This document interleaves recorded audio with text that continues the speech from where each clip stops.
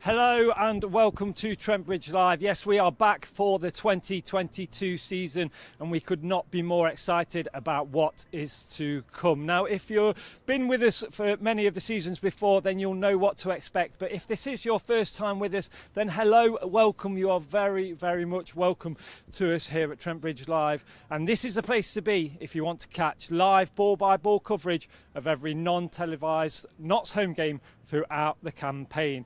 Now, the 2022 LV Insurance County Championship season got underway last week, and one person that I know is very happy with what happened in that week is the man to my right, Mr. Stephen Mullaney. Captain, come on in. How are we? Very good, Aaron, thank you. Good. I'm okay as well, thank you. How are you? Yeah, sorry.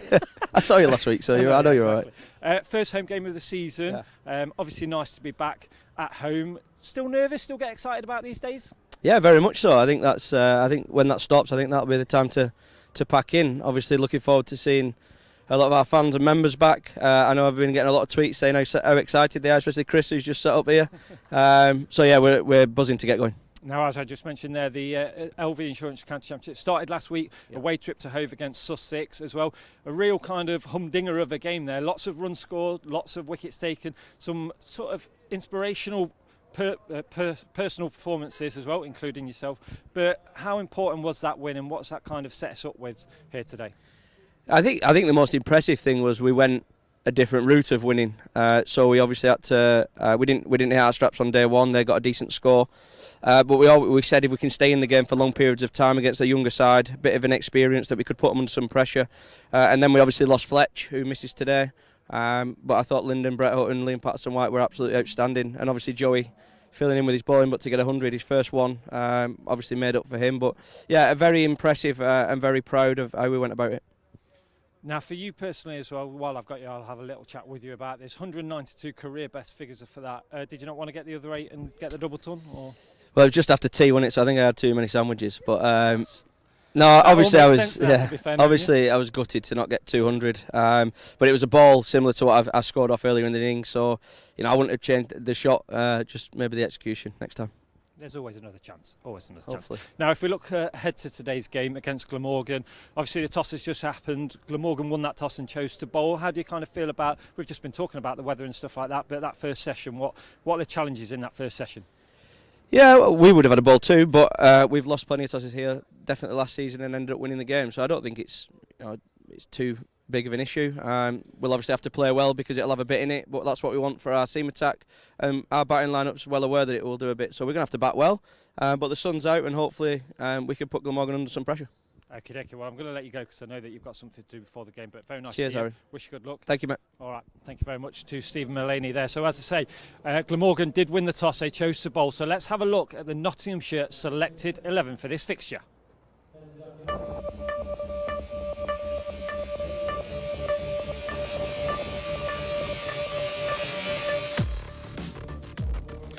Opening the batting in a couple of minutes will be Ben Slater and Haseeb Hameed. Now, those two got off to some flyers in last season as well. What will they get up to in this season? We'll wait and see. Next slide there, Ben Duckett, Joe Clark and Stephen Mullaney. They will be the next person in the attack for the batting. And as I just mentioned to Stephen Mullaney there, 192 in the previous game, his career best figures. Tom Moores, Liam Patterson-White and Joey Everson will be there in that middle order there, and obviously Joey Everson, that 109 not out, his maiden first 100 against Sussex. Fantastic for Joey. Now, James Patterson, fantastic to see him back in a Notts shirt. 2019, the last time we saw him there. Amazing to see him back in a Notts shirt, as I say. Brett Hutton, and then of course Dane Patterson makes up the 11. 54 wickets for Dane Patterson last year. What will he get this year? So that is your Nottinghamshire selected 11 for this fixture against Glamorgan.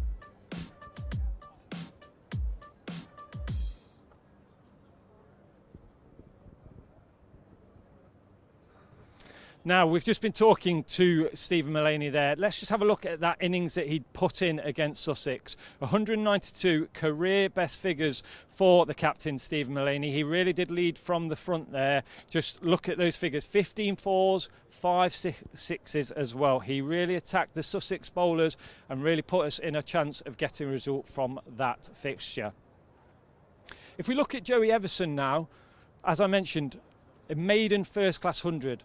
Everybody wants to play, everybody wants to get those hundreds. Some get them quickly, some get them later on down the line. But Joey Everson, he really has shown just some maturity with that performance in getting his 100 first class 100.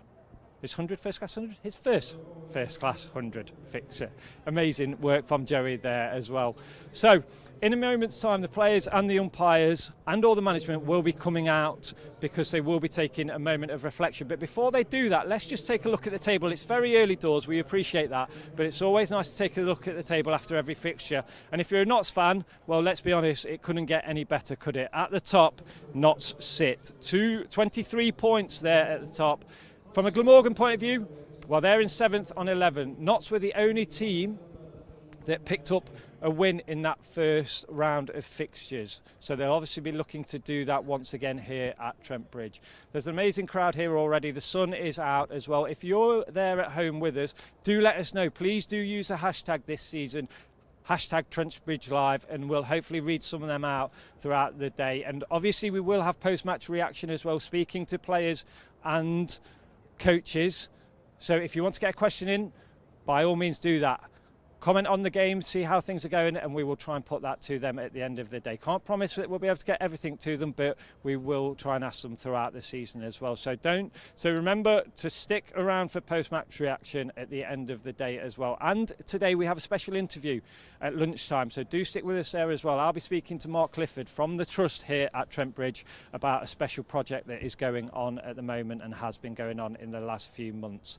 Okay, let's just take a look at the Trent Bridge ground as we see it at the moment. First home game of the season. A lot of work goes on in pre-season from Steve Burks and his crew down here at Trent Bridge, and I think you will agree it is looking fantastic.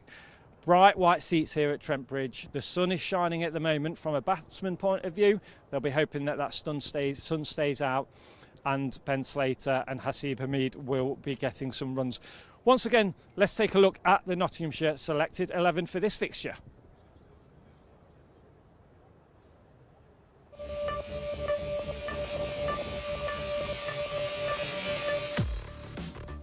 So, as I mentioned there, Ben Slater and Haseeb will be making their way down the stairs very shortly. They will be opening the batting for Nottinghamshire.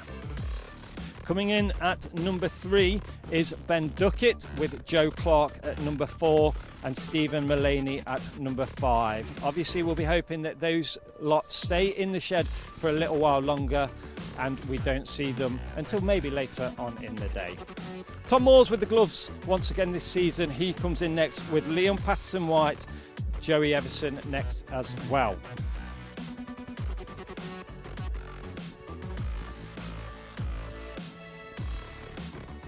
James Patterson back at Trent Bridge for the first time in 3 years. Fantastic to see him back.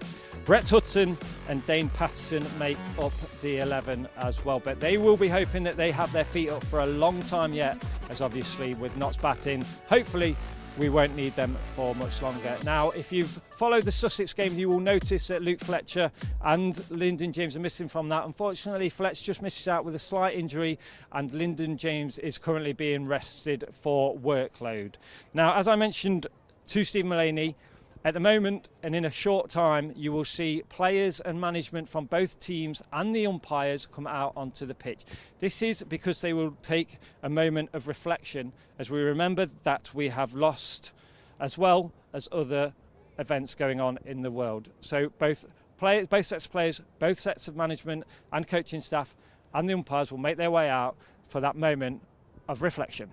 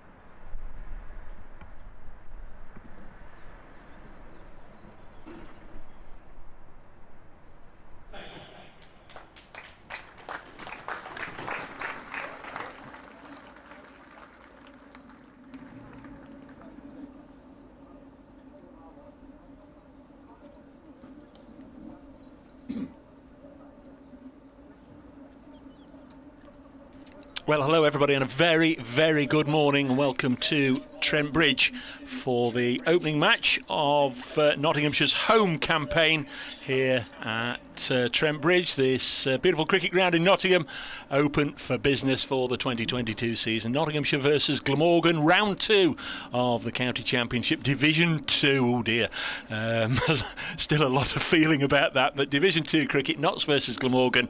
A warm welcome to all our friends that have travelled up from Wales, and we hope they have a lovely time here. Nottinghamshire winning at Sussex last week, Glamorgan drawing with Durham in a rain-interrupted game. I can tell you the news from the middle is that Glamorgan skipper David Lloyd won the toss and elected to field. I can just quickly tell you that Nottinghamshire make 2 changes from the win against Sussex. Luke Fletcher with a tight hamstring, and Lyndon James, well, he bowled 70 overs in the game, had a long bat as well, and they've just decided that the youngster, they don't want to burn him out, especially when James Pattinson and Dane Patterson have both arrived and are fit and ready to go. So Patterson and Pattinson come in for Fletcher and James for Notts. So we've got Pato and Pato playing in this game.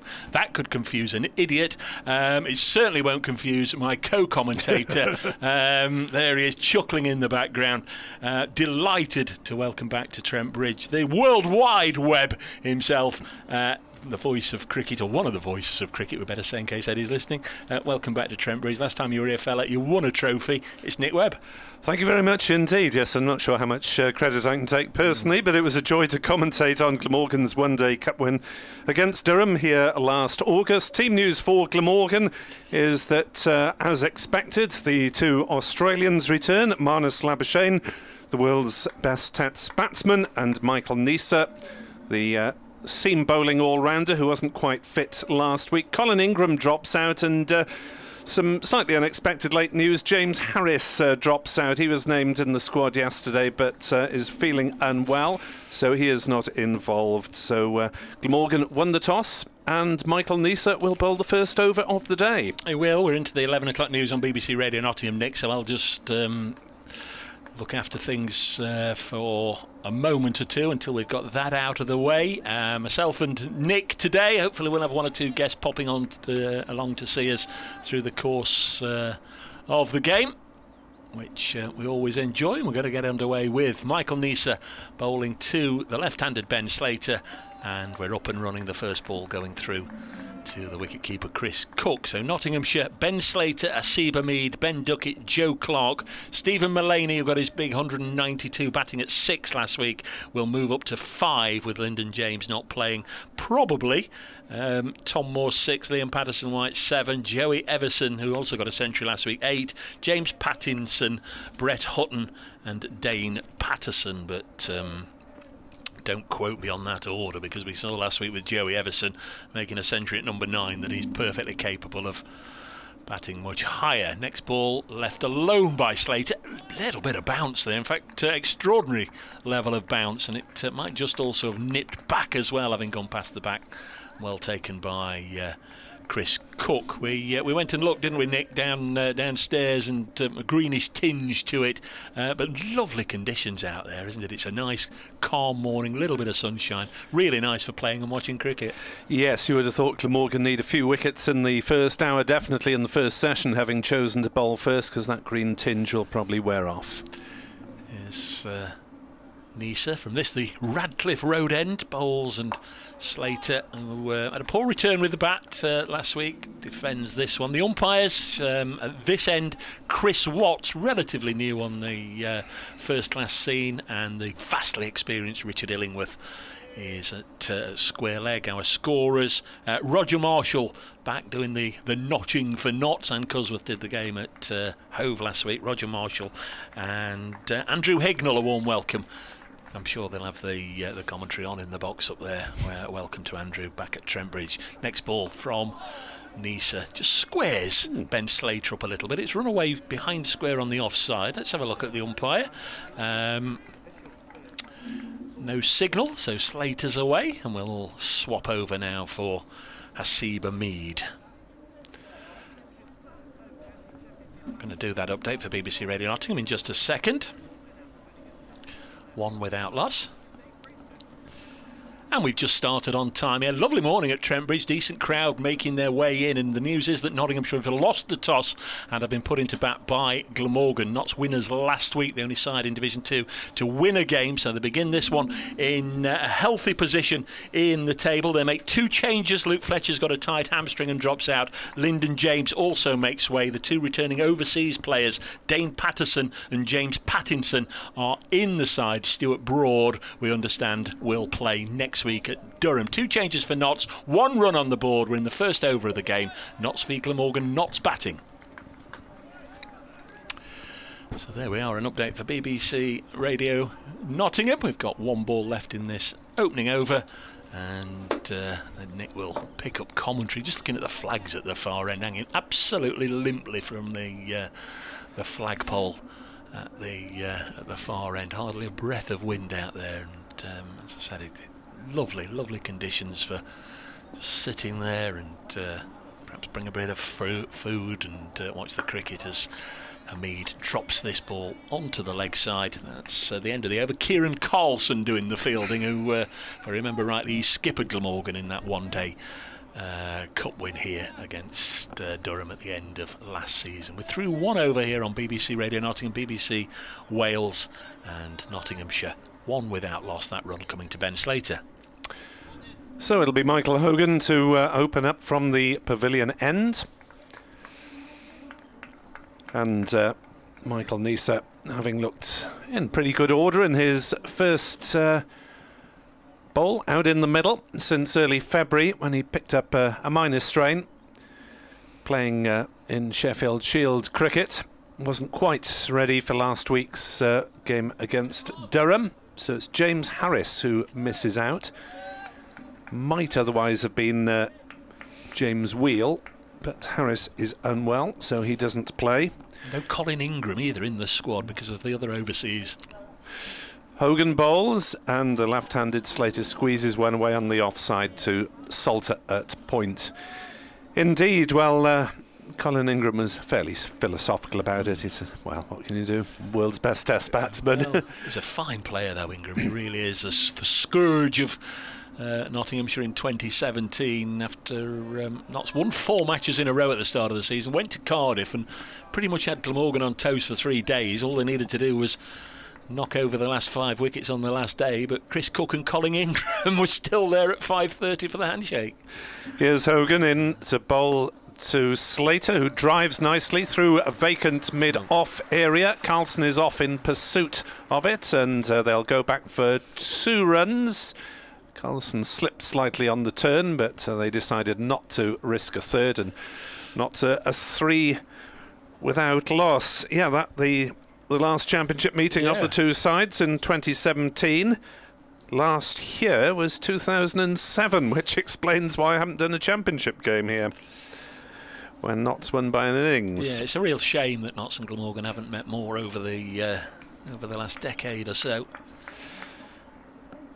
Hogan in to bowl to Slater, who slashes that one through the offside. A touch of width offered, and that's raced away for 4 on a reasonably short side of the ground away to our left, and Notts move up to 7 without loss for the first boundary of the morning. Yeah, very nice shot, but he did offer him a little bit of width, didn't he, outside the off stump, and that wall at the base of the Fox Road stand getting its first pummelling from the Slater square cut. Against Sussex, Slater, he got 1 in the first innings and 2 not out in the second.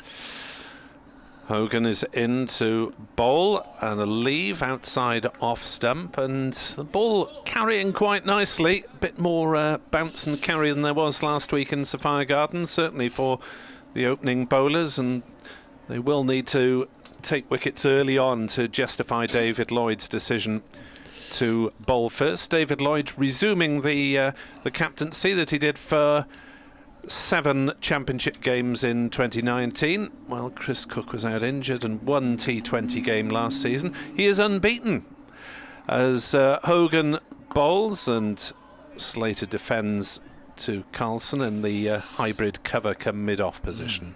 Tell you what I do like about Glamorgan, one of the many things I like about them, but I really do like the numbers, bright red numbers that you can probably see from the moon, but there aren't too many counties that do have the red numbers, but these are real standout ones, aren't they?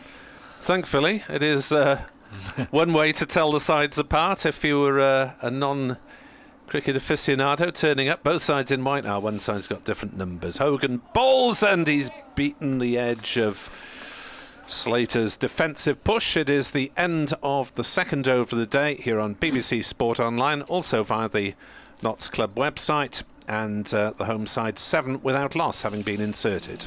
Nice to see Sam Northeast. Again, we briefly had him here at Trent Bridge last year. I think he's very quickly moved about from county to county to county over the last 12 months, and now finds himself at his 5th county. Played for Kent for so long, and then had a long spell with Hampshire, and then of course late last year a little bit of a fallout. He played 1 game for Yorkshire, had 3 games for Notts, and now plays his cricket down in the valleys. No, there aren't any grounds in the valleys that Glamorgan play on, Dave. Me alone, let me be romantic, as Nisa bowls, lovely looking way for Seba Mead to get off the mark. Didn't have the best of Asher's winters. Seba Mead will of course have come up against now it's Marnus Labuschagne. Everybody calls him Labuschagne except those from the southern part of Africa. Zimbabwe is where my dentist is from, and he says Dave will be listening, and the correct pronunciation is Labuschagne, which is what Ant Boter told me this morning, the Notts coach who comes from South Africa as well, but it's Labuschagne. Next ball, and again Hamid drives, and again it's down the ground and will go for runs. Beats the dive of mid-on, and there's enough on that. This hard ball will cross over the boundary rope for 4 runs. None of your rubber cushions round the boundary here. We've got the traditional rope out there, and back-to-back boundaries, and Hamid has gone past Slater, and they've put on 15, and for what it's worth, that's now the highest Nottinghamshire opening partnership this season. Yeah, it's a flying start, isn't it? The ball's travelling hard off the bat and over the outfield at the moment. Simon Trafford, the Notts cameraman, out on the boundary edge. Next ball goes through to the keeper, a flamboyant leave from Hamid, and Simon says regarding the weather, Dave, morning have definitely overlayered this morning. So Simon somewhere on the boundary getting the snap. So he says it's obviously nice and warm out there, which is nice to hear. Yeah, I think here in the commentary box the shades are already on, and the sweatshirt might come off at the end of a couple of more overs as well. And that's just warming up nicely. That's just me. It's Nisa halfway through his 2nd over, bowls again to the right-handed Hamid, and comes back, strikes him on the knee roll but outside the line, and runs away to the gully region. 15 on the board. If you're just joining us, a very good morning. The first home game, of course, if you're able to, there are live pictures which carry the BBC commentary. You can mute it if you don't want it, but there are live pictures available via the Nottinghamshire County Cricket Club, trentbridge.co.uk, and I'm sure it's also available via the Glamorgan website, as the next one past the outside edge goes through to Chris Cook. 15 without loss. Obviously all 4 days are available, the audio commentary on the BBC Sport website, and you can also get the live text of all the other games going on, and commentary of all the other games if we're off for bad weather, or this one finishes early, or you want to catch up with the other games. They're all available as usual via the BBC Sport website. 15 without loss. Little pile of sawdust left down there. Not entirely sure it'll be required, as Hamid again leaves it alone. And my word, Chris Cook has to dive away to his left. The ball went past Hamid outside the off stump, and Cook took it way down the leg side. A lot of movement there, appreciative movement, and Nessa's through 2 overs, none for 9, 15 without loss. I'm Dave Bracegirdle, and here to bring you a bit of an update on the big breaking news from Welsh Sport this morning, that Gerwyn Price has changed his walk-on music. It's Nick Webb. Did you see that? I haven't caught on that particular one. I know him better, of course, as a former Cross Keys Rugby and player, Dragons hooker. Yeah, he's going to now walk on tonight and in future darts events to Katy Perry's Raw.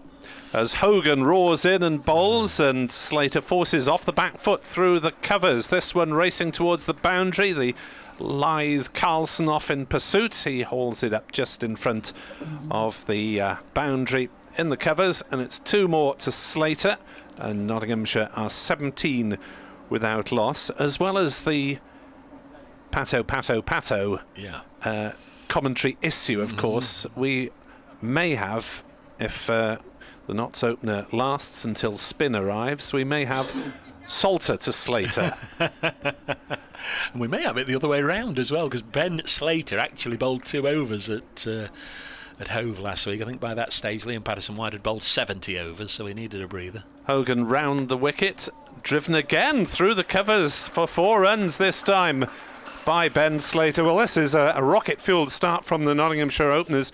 They're 21 without loss off 20 deliveries. Who needs franchise cricket? Well, I'm prying now, and don't answer this if you don't want, but I know just before the toss, out came David Lloyd. Nice to meet him. Shook hands with me as well. Glamorgan skipper, and I'm sure you said behind your hand, stick 'em in on here. Didn't you? 21 without loss. Hogan bowls, and this is driven straight to Slater. No run. If you want to breach his confidence, what did he say?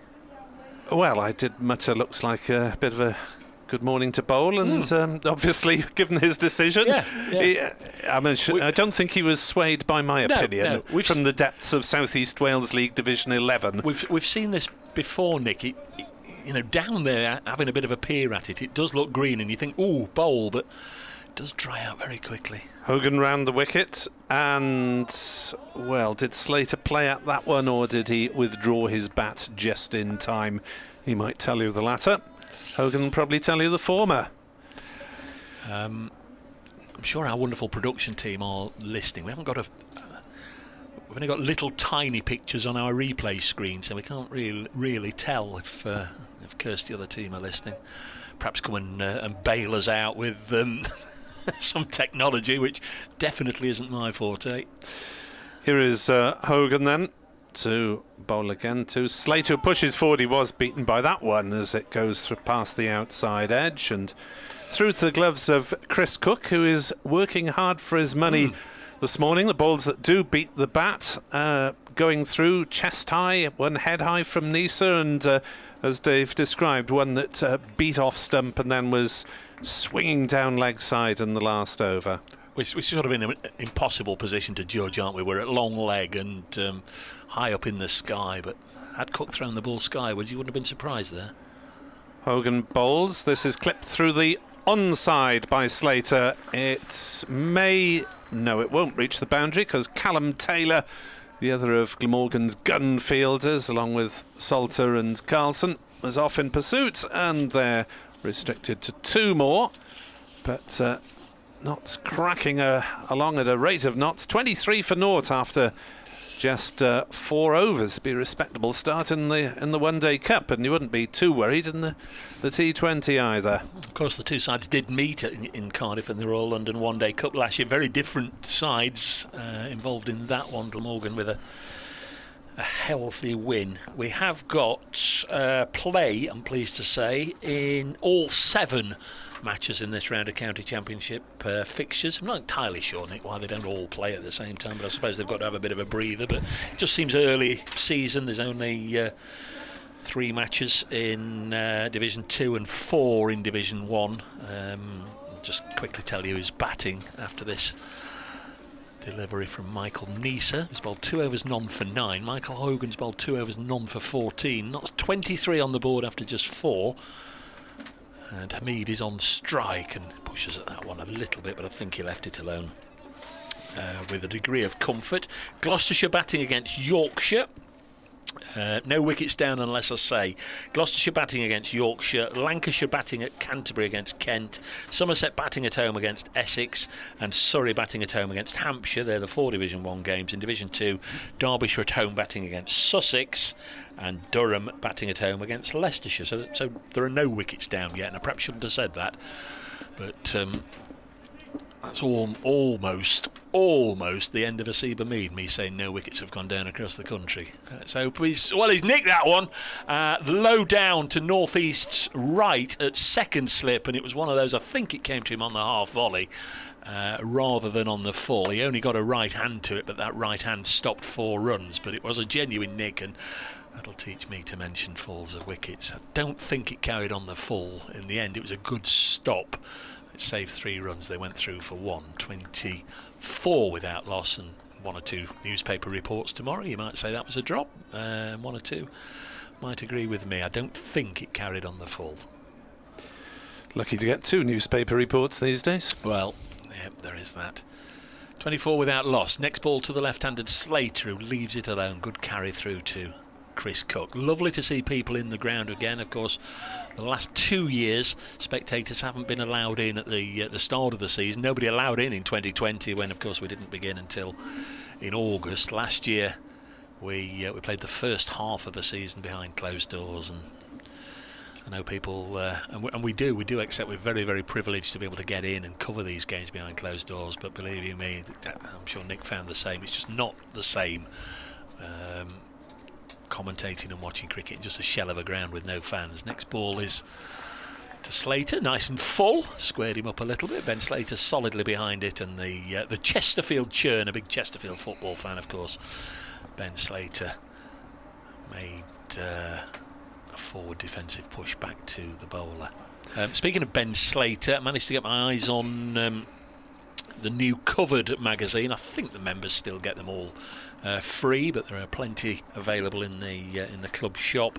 Nice interviews in there with Ben Slater and with Joe Clark, and 1 or 2 more. Young Fatty Singh, the slow left arm spinner, all in there. Nice to see Covered back again, as this one's pushed into the offside by Slater, and that will take him on to 16.25 without loss. And also an early plug, the new edition of the Nottinghamshire Cricket Annual is out, price £5 if you come into the ground, published as it has been for the last 3 or 4 years now by the Nottingham Cricket Lovers Society. Managed to get my copy this morning, and I'll have a look through over the next 2 or 3 days, but everything in there for the Nottinghamshire cricket supporter, and another terrific job done by the Cricket Lovers Society. The annual now available, priced £5, 25 without loss. Hamid on strike, and he's pushed at that one, might just have brushed his shirt or something. They felt there was a noise. Umpire Watts didn't. End of the over. 25 from 5 overs. Even I can work out the run rate. Yeah, Nisa went up initially, but I think he pulled out of the appeal on second thoughts, as it were. Very good morning to all our Welsh listeners who've tweeted me on NickWeb 2017. My colleague is Brace Cricket, if you wish to communicate with him via the media of 280 characters or fewer. Steve West, fond memories of Trent Bridge. He's only been here once. Guess when that was? The 50 over Cup triumph last season. As Hogan runs towards us from the pavilion end and bowls to Slater, who drives to cover, and there's no run. Clammy podcast, I don't have any further details on James Harris's illness, I'm afraid. Just told that he was unwell and not available for consideration, therefore. Dan Douthwaite is here as Glamorgan's 12th man. Player Pompey suggests, does that Glamorgan team add up to the highest total of squad numbers so far this season? I'll leave you to work it out. And bowls, and forward comes Slater and plays gently to cover, and there's no run. Notts have got a 99. That's going to help them, isn't it? But oh yeah, Marnus Labuschagne is also 99. Labuschagne Labuschagne, who, despite what you may have read, is not the brother of the Japan rugby player. I understand from my Zimbabwean dentist, it is a fairly common, not unusual to come across people in the southern half of Africa with that surname. As forward comes Slater, drives into the offside, or firm push really, gets a single for it. 26 for naught, Slater to 17. Can I just apologise on behalf of Nick and myself if you send in a message at the moment and we don't get round to it for a while? It's because once again we've got the sun streaming into our commentary boxes. You've got the old sunglasses on, haven't you? But it's very difficult to see the screens and make them out. Very, very glary in here. Yeah, I'm not going to protest at the sun appearing, though, especially in April. It's not due until mid-June, I don't think. We wouldn't have it any other way. But if we don't get to your message, if we miss it early on, we'll get back to it. Right-handed Hamid on strike and pushing that one to mid-on, and there is no run. Labuschagne, alias Labuschagne, born at Klerksdorp in the northwest province of South Africa. Like Nisa, South African born, and both of them emigrated with their families around the age of 10, 11, so not for cricketing reasons. As Hogan pounds in and bowls, and there's an inside edge onto the pad. Howl from the infield as Hamid pushed forward. Slightly uncertainly. 26 for naught. Nick Webb 2017. Paul Sussex, yes, grateful if you could mention the Balkaneers trip. They travelled up yesterday. Is that the Swansea? The Swansea-based supporters group who are continuing in operation, even though there's no first-class cricket in Swansea. I believe they're going to put a bit into the 2 one-day matches in Neath. Hogan bowls. Hamid on the back foot plays into the gully, fielded by Salter. No run. End of the over here on BBC Sport Online and via the Nottinghamshire and Glamorgan websites. 26 for naught. Slater 17. Hamid is 9. Yes, they're running several trips, including I think Derby in the next championship game as well. Any prospect of ever? You think? I know ever's a long time getting first-class cricket back to St Helens. I would be surprised if it happened, given the gradual deterioration, I'm afraid to say, in facilities over the last few years, and the commentary box that we used to operate from, which is also the score box and the press box, that's been knocked down because the building was falling apart, frankly, and I was always a little surprised it didn't fall apart when we were using it.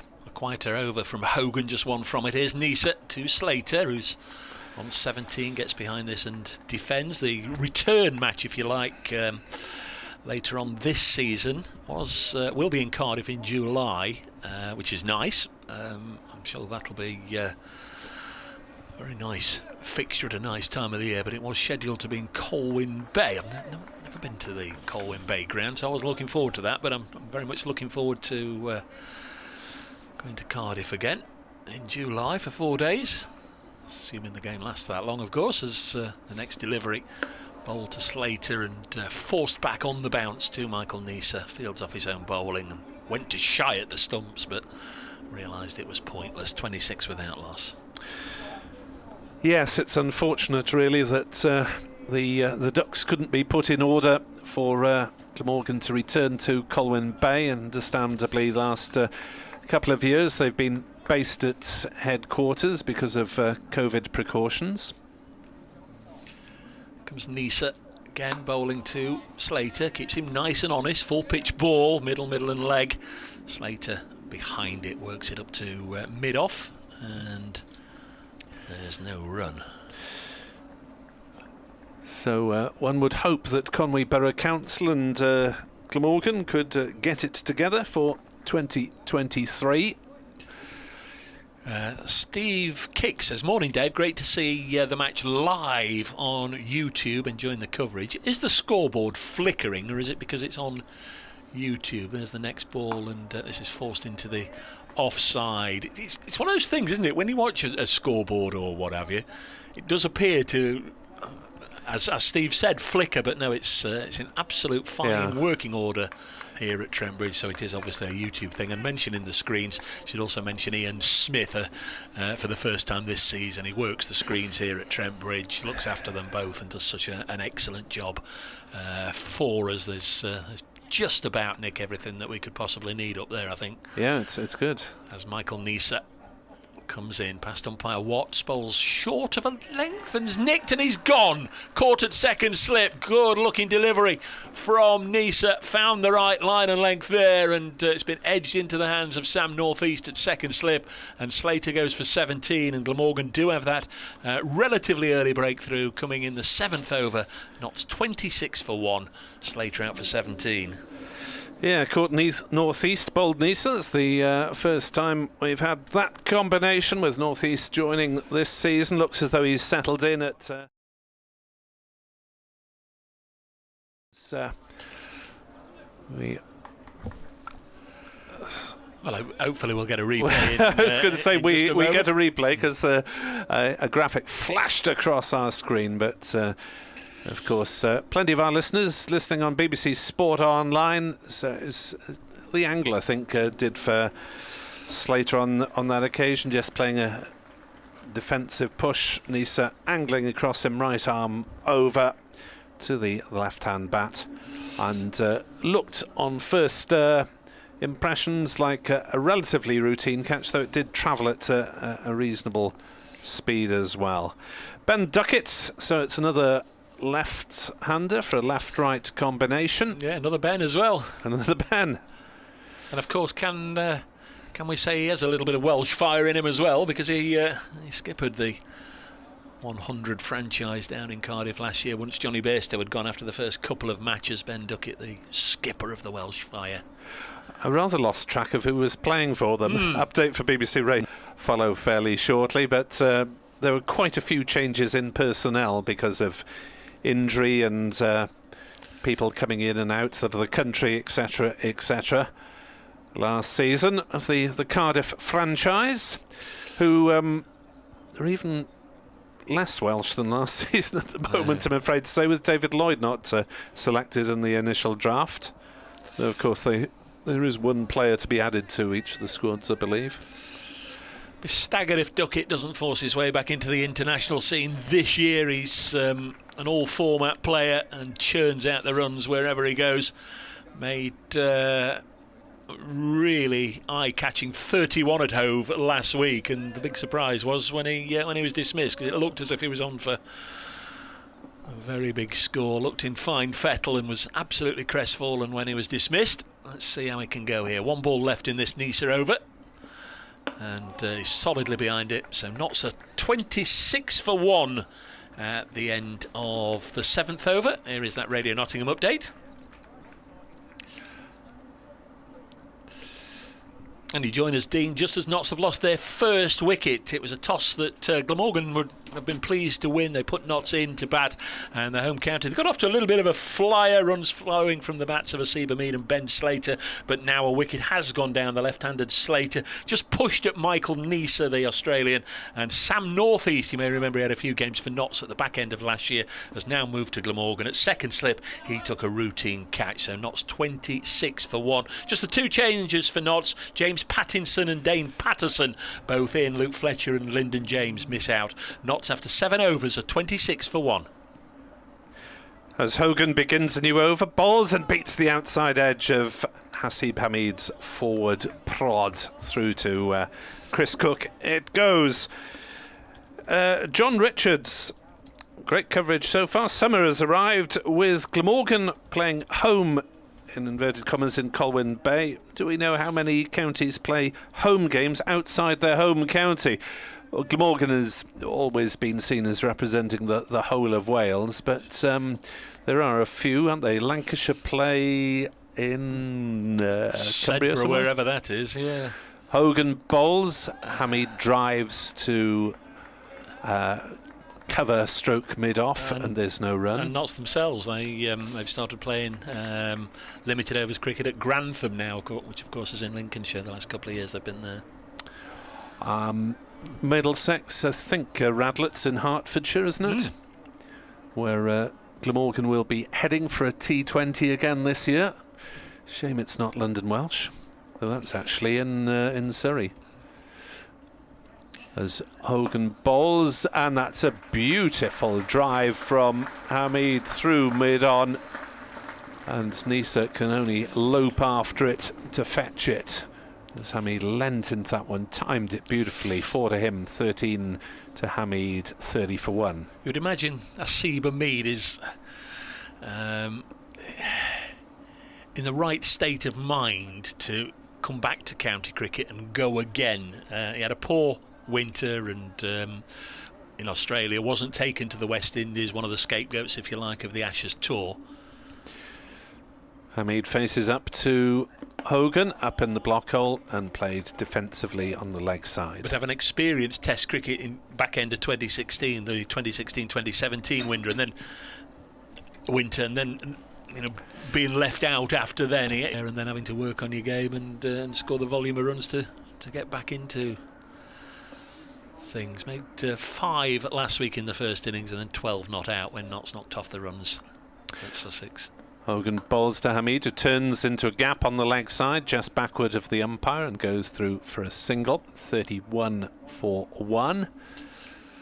Hogan's beaten the bat a couple of times, but expensive by his standards. Still looking for his first wicket of the season. Last ball of his 4th over coming up, 0 for 20. So the rest of the attack, Tim van der Houten and James Whale, who Notts have come up against several times, both for Durham, and then he had a year with Leicestershire, didn't he? I think that was the Bob Willis Trophy year that he played against Notts. Yeah, I think that might have been his only game for them. He didn't play much for Leicestershire. In comes Hogan, trying round the wicket to Duckett, who defends back to him. 31 for 1 at the end of the over. Hamid is 14. Duckett yet to score. The man out, Slater, caught northeast, bowled Nisa for 17. I was never entirely sure, but I know Martin Emerson always used to call him Willie Whale, just because it rolled off the tongue, I think, a little bit, but it's pretty much James Whale. Yeah, generally known as Wheelie in the Glamorgan ranks, I believe. I did say that pile of sawdust might not be required, but it has been. Michael Nisa has enlisted the help of Kieran Carlson to go and get a spoonful of medicine to just put down there on the crease line. Did you have rain yesterday at all? Yes. Yeah, there's a bit around in Cardiff. I'm Newark, sort of 19-20 miles away, and it rained in the afternoon. I was left on my own, and there was washing out, so I had to go and get that in, or I'd have been in trouble. There's Nisa bowling nice and full hit back to him by Slade. Oh crikey! Now then, what a passage of play there. The ball has gone for I thought it had gone for 4, it hadn't, it's gone into the covers. Now this is a full length ball, drivable length to Asiba Mead. He's driven it firmly on the bounce back to Nisa, he's taken it on the bounce, he's thrown it back towards Hamid, who swats it away. Really impressively. I thought it had gone for 4, but it was a good stop in the covers by Andrew Salter, which I wish it had gone for 4. It would have taken some unravelling, wouldn't it? 31 for 1. But he played that like a throw down in the nets, didn't he, the second one? Nisa to Hamid, and he pushes it again out to Salter, who is the bowler last week who came on, Nick, you would have been there, got a 7 for the it was only the second of 2 5-wicket hauls in last week's matches. The other one was, of course, by Liam Patterson-White of Notts. Patterson-White got 8 wickets in the match. I think Salter just got the 7, didn't he, to run through Durham's first innings. Extraordinary bowling performance, it seems, from afar. Yes, I mean, it was under peculiar circumstances, I must say. Mead on 14. He's worked this behind square towards Richard Illingworth, the umpire, who of course can't field it, so takes a single.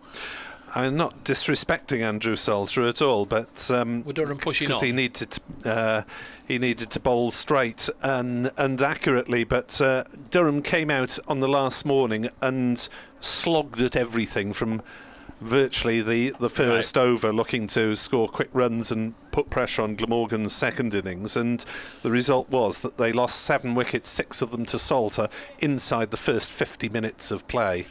Nisa now to Ben Duckett, and he faced a couple of balls yet to score, and now he does, opening the face and just guiding it softly towards third man. They'll get a single, but Duckett's up and running, 33 for 1. It's one of those, isn't it? And you may have the stats, but I'm not asking you to look it up or anybody else, but very unusual for an opening batsman to get a 7 for the opening round of matches, for a spinner to get a 7 for in the opening round of matches. Absolutely, and it was the best bowling performance by a Glamorgan spinner in 30 years since Robert Croft took 8 in Swansea. There we are, I knew you'd have the stats. Hamid back on strike on 15. Pushed at that one. I think he went at that one with intent, didn't get bat on ball as it nestles in the gloves of Chris Cook, and it remains 33 for 1. That one seemed to nip away. I thought there might have been an edge, given that Cook took it moving in front of first slip, but it was just movement off the pitch. Of Salter's 3 wickets, 2 were caught in the ring, as it were. 3 were caught in the outfield, skied catches. 1 was a stumping, and 1 was bowled. It was one of those days where everything went for him, is effectively what you're saying. Is Nisa bowls to Hamid, works it to mid-wicket. They'll just get a single, a tumbling stop there from Michael Hogan, and Hamid will keep strike. We've had 9 overs this morning. Notts put in a 34 for 1 here on BBC Sport Online, BBC Radio Nottingham, BBC Wales. And in my view, it was slightly misguided tactics by Durham, because they could have pushed on a little less frantically and easily got an extra 50 runs before lunch, and therefore Glamorgan would have had to score those runs to clear the deficit, and there would have been a little bit more scoreboard pressure on them. As it was, Glamorgan batted out time at 220 for 5, which was a lead of 71 in the end. As Glamorgan make their first bowling change of the morning, and James Wheel, unmistakable figure with the shaven head, will come in from the pavilion end to replace Michael Hogan. So, yeah, John, there are a few counties outside. Middlesex also play at Richmond, which is in Surrey, at the London Welsh grounds. Hi, Jason. It's a good numbers round for Countdown, the Glamorgan team sheets. Yeah. Good morning to Keefe from Usk, who is loving our coverage on the video as well. As Wheel bowls, and that one's come back a long way. It was left by Hamid and again taken by Cook, moving towards the leg side. I think Durham actually played a home game in Scarborough last year, one of the Royal London games, which of course is outside Durham. Yeah, wasn't so there are quite a few on the circuit. Glamorgan were due to play Worcestershire at some, well, I shouldn't be rude about it, it was a sort of rural village ground, it seemed, in Shropshire somewhere, and I can never remember the name of it, basically because it absolutely hosed with rain. As Wheel is in to bowl and Hamid leaves outside off stump. We travelled for about 2.5 hours from Cardiff in the poor rain, squelched into a rather rural car park, skidded to a halt, got my trousers absolutely filthy in walking to the commentary tent. It was still hosing down with rain. An hour before the start, went round to the pavilion. Umpires knocked it on the head, very early indeed. Interviewed the Glamorgan captain about the fact that it had hosed down with rain and went home again. As that's played on the leg side by Hamid, and there's no run, so that was about 6 hours for virtually no response. Can't remember the name of the ground. Anyone knows, do tweet me. Nick Webb 2017. Chris Strew points out the Welsh adaptation of our Australian South African batsman Marnws with a W. Labuschagne spelt the Welsh way, double L A B W S I-A-N. Nice one. As that's outside off stump and allowed to go through by Hamid. He seems full of beans. I've had a little bit of a look at Marnus. I was watching him in the warm-ups this morning. He was in the slip cord and now he finds himself out. in that position, sort of covering extra cover and wideish mid-off, and he's having a chatter to everybody. It looks, I think this is his first appearance at Trent Bridge, but looks to be very much enjoying his return to county. Wheel then runs towards us from the pavilion end. Bowls to Hamid, who drives out into the outside. That is quite brilliant piece of fielding by Labuschagne. Yeah, I gave him all the build up there, and he didn't let me down. Fabulous stop. You choreographed that, didn't you? Philip Richards reports he's having problems syncing up pictures and commentary on YouTube. Dave did actually say that about Labuschagne before it happened, I can promise you. Not sure which you're getting in which order. Turn it off and turn it on again is my technical answer to anything. 34 for 1, Nottinghamshire. Wheel races in, bowls. Hamid leaves through to the gloves of Chris Cook. The answer to question of Glamorgan's squad numbers is 418, thanks to Keefe from us. And he admits that's a little bit sad counting them up. I'll bet there's a higher one around the 18 first class counties, but anyway, I'm not going to bother finding it. Yeah, Lloyd and Cook have actually changed their playing numbers during the course of their careers. And for those that like this sort of thing with numbers as well, a bit of number news for Nottinghamshire. Now, James Patterson has come back to Trent Bridge, playing in this game for the third time he's been back with Notts, and he's resumed his old number of number 4. So James Patterson is number 4, and of course last year Dane Patterson had number 4. He's now taken number 2. Ooh. So we've got Dane Pato at 2, James Pato at 4, and Liam Pato at 22. We've got a bowling change at this end, and it's going to be Tim van der Houten. I can look at my copious notes of Tim van der Houten, 31 years of age. Another one born in Australia, New South Wales, 8 Dutch ODI caps, 59 first-class matches before this one. And he's knocking on the door of 200 first-class wickets. He's got 194 so far. Played against Notts in 2017 in Cardiff. Where's 64? Round the wicket then, van der Houten. Bowling to the left-handed Duckett, who had a little bit of a flirt at that one, so it appeared. And it goes through to Cook. Yeah, 64 is a tribute to the late Philip Hughes. Van der Houten, Dutch father, hence the name. Born in Sydney, plays for the Netherlands. I'll always be able to remember exactly when Phil Hughes died. So sad, 34 for 1, round the wicket bowls and driven away by Duckett to square leg. Because it's the only time I've been to Sydney, and I had tickets the winter, the New Year test at Sydney at the start of 2015, Australia versus India, and that was the test match that was cancelled because Philip Hughes had died a week or a fortnight before, and the test match was cancelled, so wasn't able to see a test match at the SCG. More important things, of course, that it does mean I can sort of pinpoint when we lost the great Philip Hughes. Van der Houten bowls again through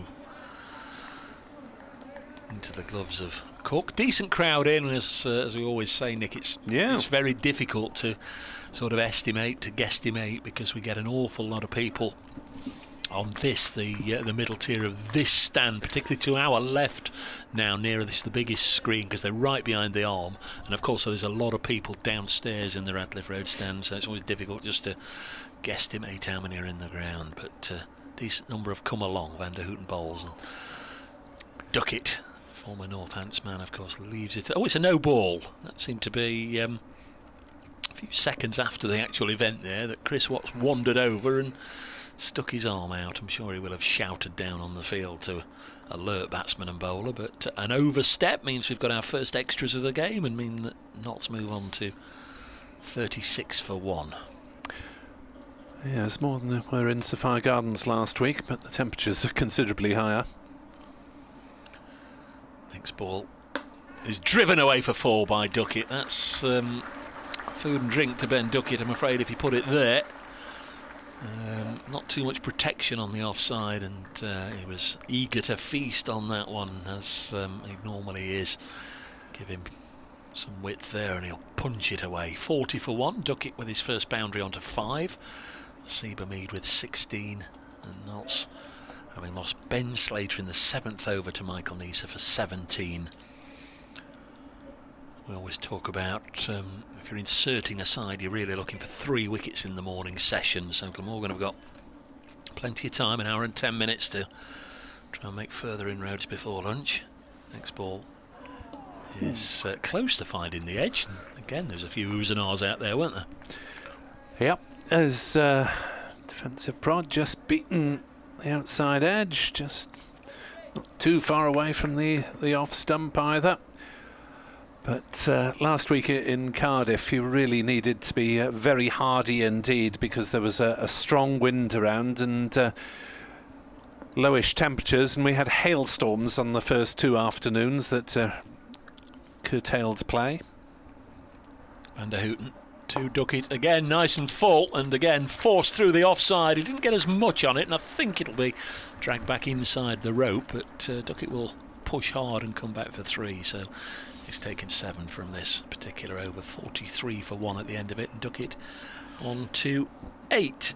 David Revel, I hope you're getting better, fella, but he says, I'm still on the COVID sofa. He was last week for the match down at Hove. I'm still on the COVID sofa, Dave, settling down to what I hope will be a Notts Run Fest today. Hope you get better soon, David. Thanks for all those that inquired about my poorly cough. I think we're getting there. It's not totally gone, but the 3 days between the Sussex match and this one have certainly helped it settle down, along with a dollop of the doctor's gloop and some cough sweets. Again, I'm just looking for 1 or 2 more messages. 1 or 2 more I've read, actually, Nick.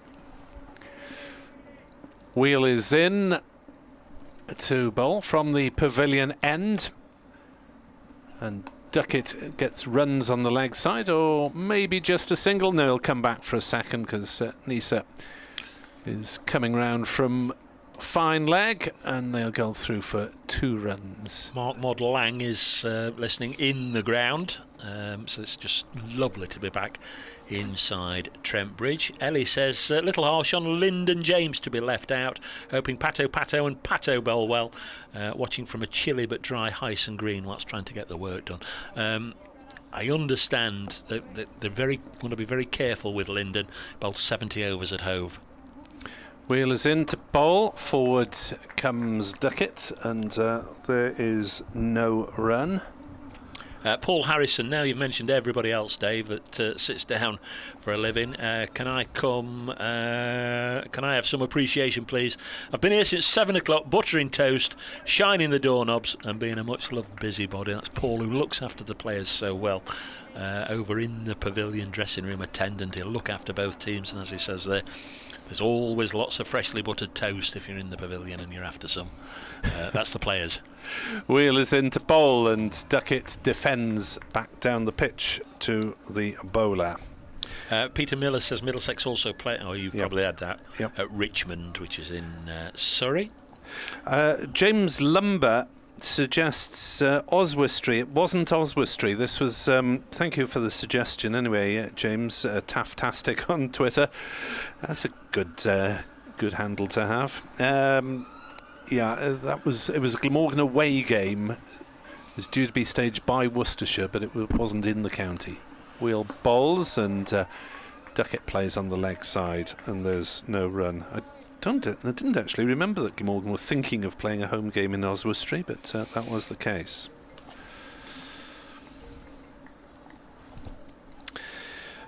Caden, great start from Glamorgan, hoping to make it down for tomorrow. Well, great start, Easter weekend, of course, isn't it? Yeah, oh yes, so it is. I'd forgotten everyone else gets the weekend off, or quite a few people anyway. Have you got me an Easter egg? Not yet. Wheel is in to bowl, and forward comes Duckett defending, and there is no run. Thank you to everyone who's got in touch so far. Your views welcome during the course of the match. Brace Cricket, Nick Webb 2017 via Twitter. 45-1 Nottinghamshire. Say slight advantage to the home in, but that could change very quickly. There have been a few plays and misses. Wheel to Duckett again, and he defends that one back down the pitch to the bowler.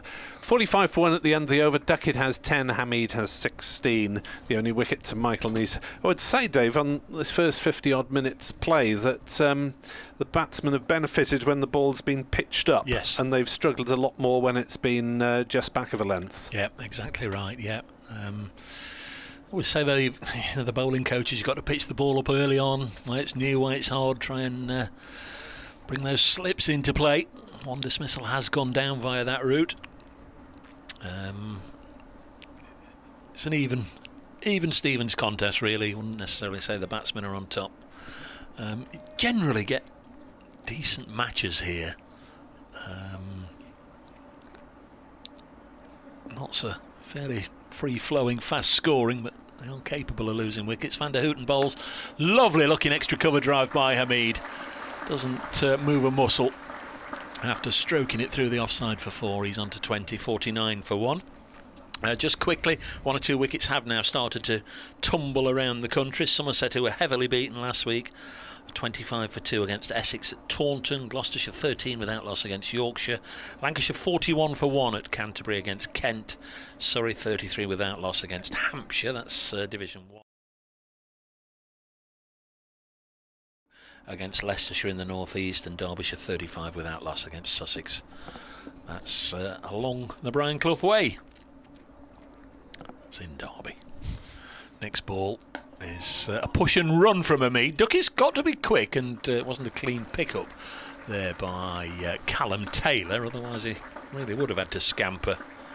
That's the Nottinghamshire 50 that's being applauded. For many of them, it'll be the first time this season those spectators can bring their hands together in appreciation. It's one of those that you sometimes wonder why sides clap 50 and 150, but it's just the dumb thing, isn't it? Absolutely. Milestone.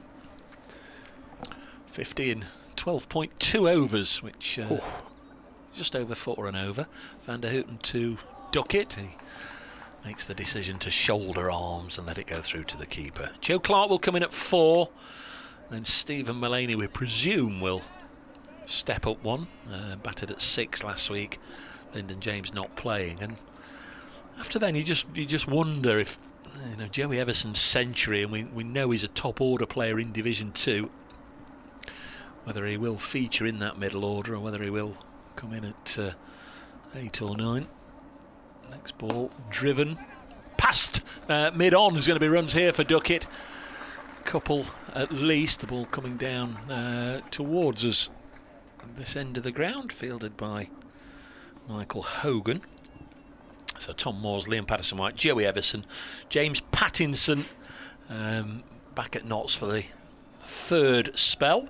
Brett Hutton and Dane Patterson, who made his Notts debut last year, took over 50 wickets himself and Fletcher, very much at the front of the Nottinghamshire attack last year. Lovely to have both Patos back, but we know it will cause a little bit of confusion, particularly here.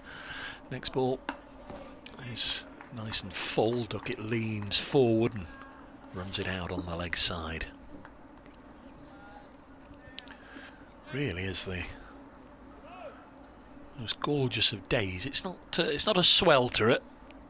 But you still might need just to put a little bit of the old slip slop slap on if you sat out in the fresh air. But unlike at Hove last week on days 1 and 2, you don't need about 4 coats and bobble hat and gloves. This one just gets a little big on Duckett, strikes him on the glove and runs away on the offside. 52 for 1 at the end of that Van der Houten over. He's 2 overs none for 16, so David Lloyd will want him just to settle down a little bit. And James Whale 2 overs none for 2. What have you got? Was it a touch parky on the south coast, by the way? Yes. Yeah. Yes. First 2 days, it got better over the weekend. It was on the the south coast of Wales as well. Oh, didn't lose any play. I think we were the only ground that didn't lose a single over.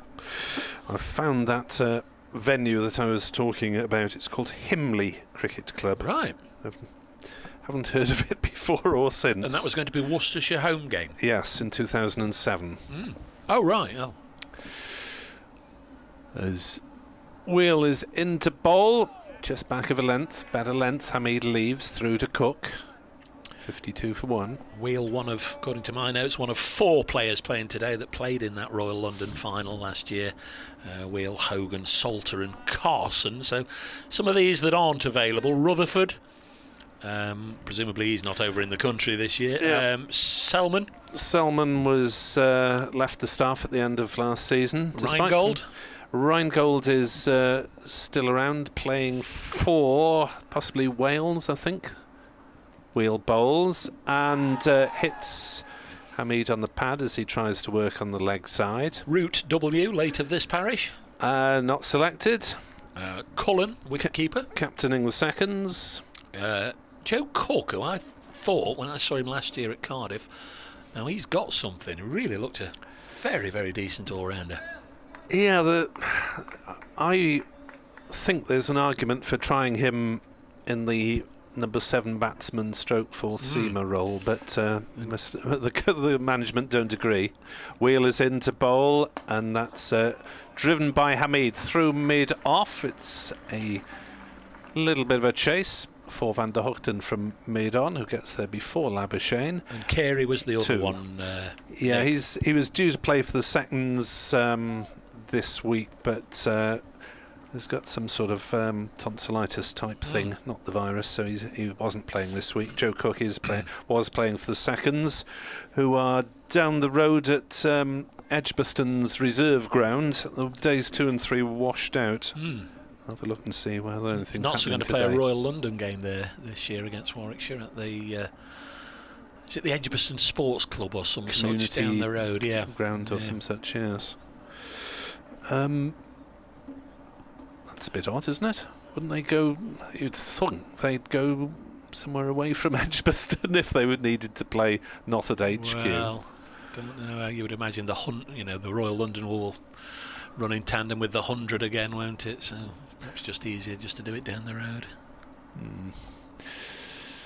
I suggest that's a little bit disrespectful to the county game. He had a third man there, Michael Neeser, and we had to wait now while he's gone all the way up to mid-off. Wheel bowls and Hamid deflects it towards square leg. There's no run. 54 for 1.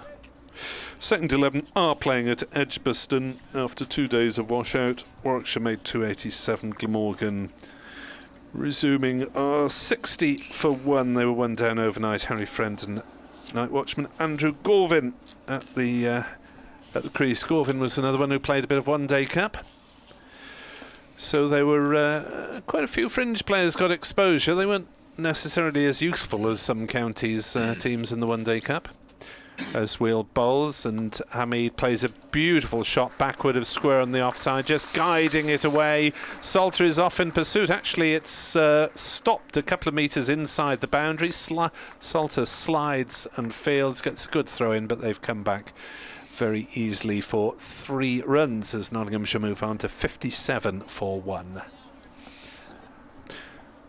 Yeah, so 4 members of the Glamorgan side played in that one-day final, and indeed in the group game against Nottinghamshire, and Nottinghamshire field 4 members of their side in the form of Slater, Patterson, White, Hutton and Patterson.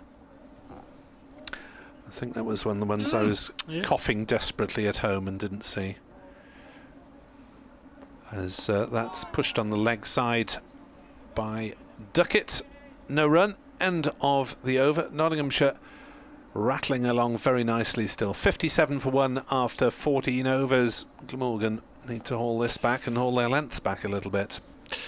These 2 batsmen are Seba Mead and Ben Duckett. Hamid has only played once against Glamorgan, funnily enough, and that was his first-class debut at Old Trafford in 2015, of course, for Lancashire, made 28. But Duckett has come up against our Welsh friends many, many times. 8 previous first-class appearances, 2 centuries, 185 at Northampton in 2016, don't know if you saw that, Nick, and 133 at Cardiff in 2018. Here's Van der Houten bowling to... Oh, now then! This one has taken the stumps out at the non-striker's end, but it flicked off the bowler's finger. Quite obviously took out a stump, but Duckett hadn't gone anywhere. He was leaning on his back going, thank goodness I haven't gone anywhere.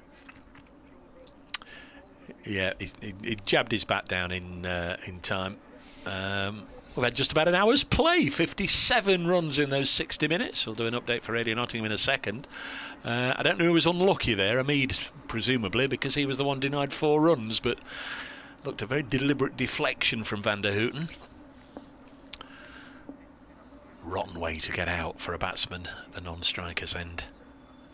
And again comes the Dutch international. Another nice looking push by Hamid. I think it was a deliberate deflection, though, so you have to credit Van der Houten for a bit of skill there. It's Hoogten, is it? Van der Hoogten.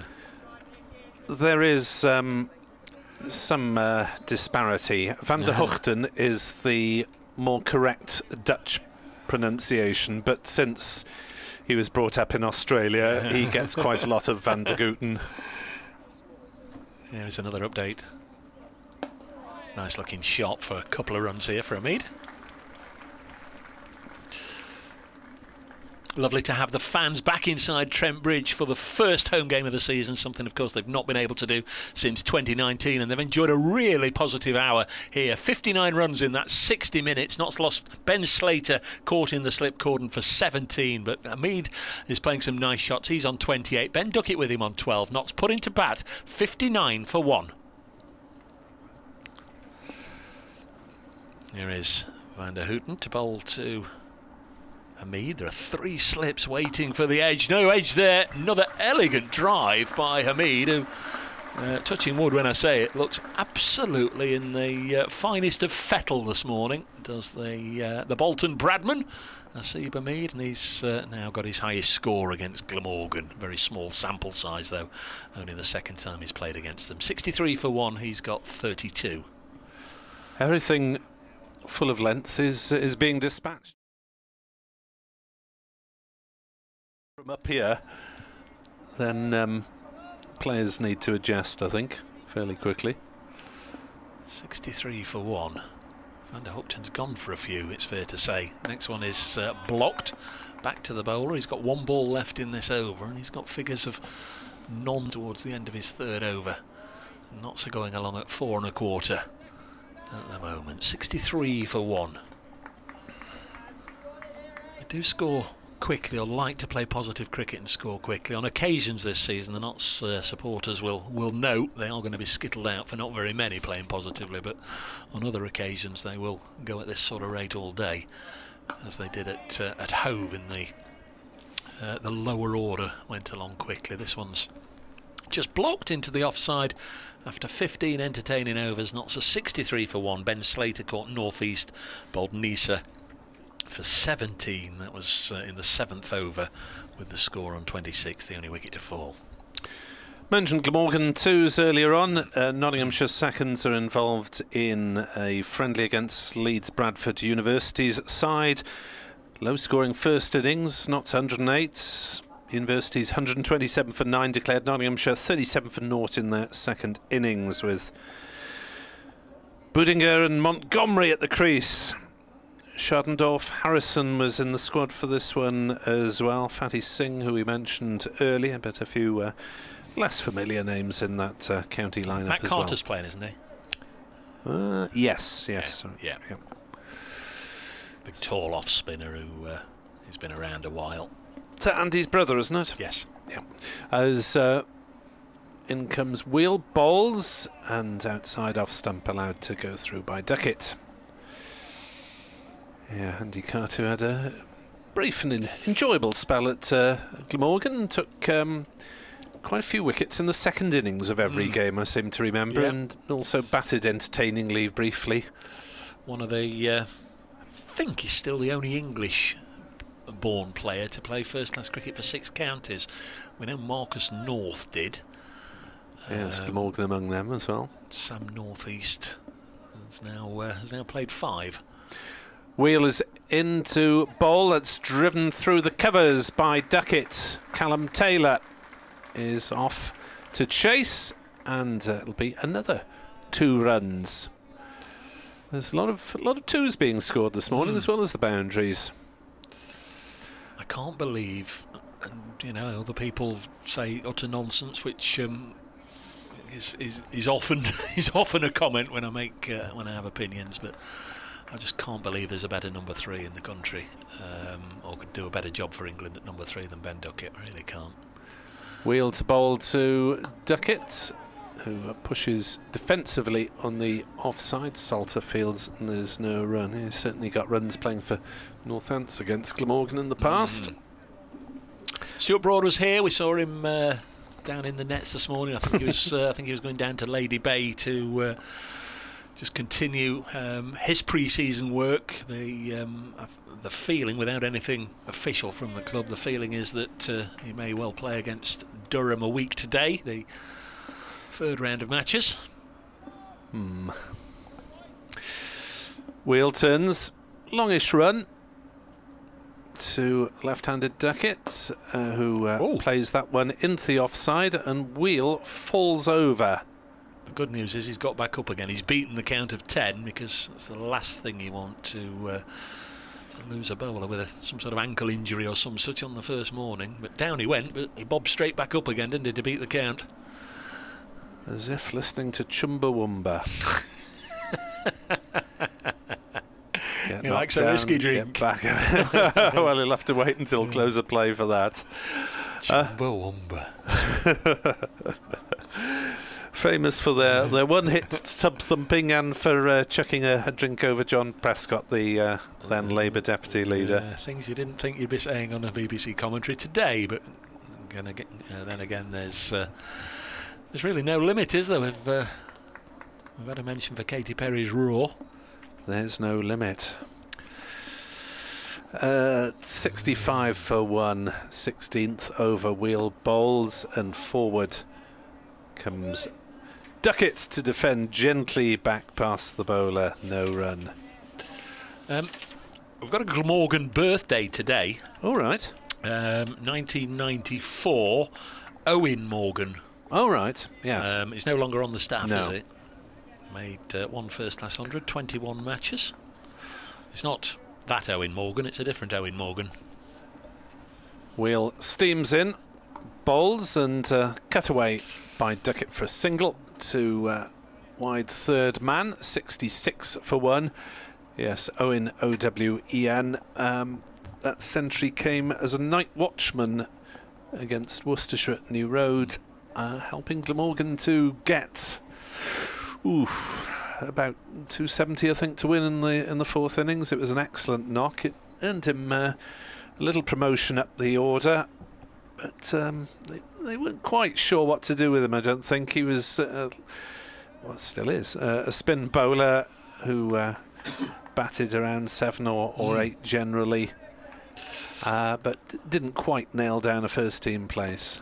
66 for 1, Van der Houten bowling to Ben Duchet, and he forces it out on the offside. I haven't got any Nottinghamshire birthdays for you today, but a couple of Australian Test players. Craig McDermott was born on this day in 1965, and Bob Massey is 75 today. You remember Bob Massey? Was it Lord's 1972 when he got 16 the ball wickets? Around corners, yeah. A lot of Australians in this particular game that we're watching here, but Bob Massey's name forever linked with that particular contest. Duckett works this onto the leg side. There's no run. JP Dooman's birthday as well today. He's 38, the former South African international left-hander. 66 for 1. The Nottinghamshire score. Coin went up in the air, and David Lloyd called correctly went to the coin and told Stephen Mullaney that we'll have a bowl, and Stephen Mullaney shook his hands and said, yeah, good luck, and then he went and had a look at the coin in case it'd been diddled. This is put back to the bowler. The coin was still on the ground, of course. I think he thought as an afterthought, I'd just better go and check, because it wouldn't be the first time there's been some miscommunication. I think there was one famous game, and I have no idea what it was, where both sides appeared on the boundary edge at 5 to 11 in pads, ready to have a bat. But yeah, Steve Mullaney just went down a little check. 66 for 1. Next ball on the pads of Duckett helps it down to long leg for a single. 67 for 1. Match referee for this game, Simon Hinks. I think he was a Kent wicketkeeper back in the day, but I think he might be a new one onto the match referees list. Not seen him in that capacity before, but he came out to supervise the toss along with the umpires Chris Watts and Richard Illingworth, and the two captains. 67 for 1. Hamid strike. 2 slips, the only close catches. Nice full length ball from Van der Houten, and Hamid blocks it. Better over this one from Van der Houten. He's got through 5 deliveries just for the 1 run. Yeah, it's strange. It's not very often that you'd say Hogan and Van der Houten were both expensive on the same morning. Hogan bowling of 4 overs, 0 for 20. Nisa and Wheel more economical, and Nisa the only wicket taker so far. Final ball of this, the 17th over of the morning, and worked away. There'll be a couple of runs here to Hamid. I'm sure they'll come back for 2. Doing the fielding there is Callum Taylor. Runs out to the edge of the square on the Bridgeford Road side of the ground, where they had some nets set up this morning for the players to have a bit of a practice. Into the over. 69 for 1. Hamid on to 34, made from 45 deliveries. Ben Duckett 16 from 31, and this pair have added 43 already. That's come along at a reasonable lick, hasn't it? Yeah, wicket fell penultimate ball of the 7th over. So they've been together for a fraction over 10. Yeah, 62 deliveries. It's in fact, it's in brackets after partnership. Oof. 43. There we are. Everything's on the board. Balls, yeah. Wheel to Duckett as he's driven that one straight back. Oh, that's out! It's an extraordinary piece of cricket from James Wheel, who has deflected it with his boot onto the stumps, and Hasib Hamid is run out for 34. 69 for 2. Well, you see bowlers flick the ball onto the stumps with their hands often enough, but that was with the boot from Wheel. It was a great piece of quick thinking. How deliberate it was, I'm not sure whether he was trying to stop it or flick it, but Hamid was only a fraction out, but out to get out. But the strange thing is, it's happened twice this morning. Duckett had got back when Hamid did it to him. Applause for Hasib Hamid. I think the crowd have enjoyed what they've seen from the England opener. 34, batted for 74 minutes, faced 45 balls and hit 5 fours. So unlucky. Duckett really driving it nicely, and the deflection onto the stumps, and umpire Richard Illingworth raised the finger, and I think already by the time he'd raised his finger, James Whale was already celebrating. He knew. That was, well, a bit of skill that is not likely to be repeated very often on the county circuit. A run out off the boot. Though, remember, Wheel actually, when he took a catch in the outfield in the last year, did volley the ball high in the air. So he's obviously practicing his football skills here, ready for such a circumstance. And James Whale has pulled off a bizarre run out. Hasib Hamid will be cursing his luck, whether he got out of bed the wrong side this morning, ran over a black cat on the way to the ground or whatever. He is back in there, and one Welsh fireman is joined by another in Joe Clark. Yes, I think he played for Manchester last year in the Blast, but has this time been picked up in the auction. Top dollar, I understand. Yeah. A few eyebrows raised, with all due respect. Joe Clark settling at the non-striker's end to get top pick above the overseas. Wheel bowls and Duckett drives through mid-off. Carlson sets off in pursuit up towards the long-off boundary. They've run a couple already. They turn, have a think about a third. Duckett says no as the ball arrives back in Wheel's hands. 71 for 2. Lee Towers has been in touch. Thanks for your tweet, Lee. Afternoon, guys. Enjoying the commentary. Loving having the cricket back on the airwaves again. I hope Pat Simcox isn't listening. You've missed him off the birthday list. Indeed, the former South African off-spinner. Another one on the birthday list. Thank you very much for that, Lee.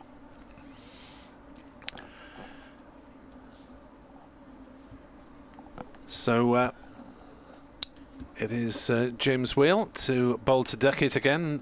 Clark, of course, watching from the non-striker's end, because that was where Hamid was dismissed, and Duckett on the back foot plays back to the bowler, and there is no run.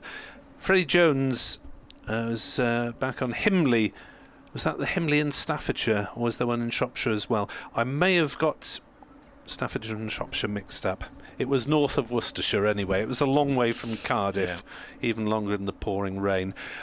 Questions, Dan Douthwaite and Eddie Byram. Douthwaite is here and is 12th man. Byram has had a minor operation, as expected, back in 3 or 4 weeks. That's a bizarre ball that loops over the head. Richard Illing was trying to make his mind up what to call.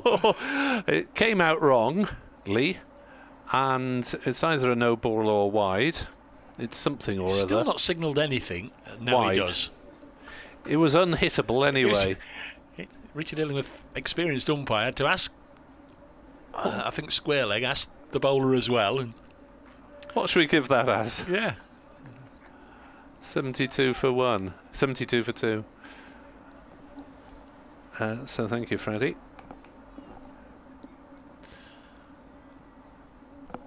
In comes Wheel again. This time he does manage to deliver properly, and Duckett off the back foot defends. Is there any history of deliveries like that? You know, was he trying to flick it out the back of the hand or something? Try something special? No idea.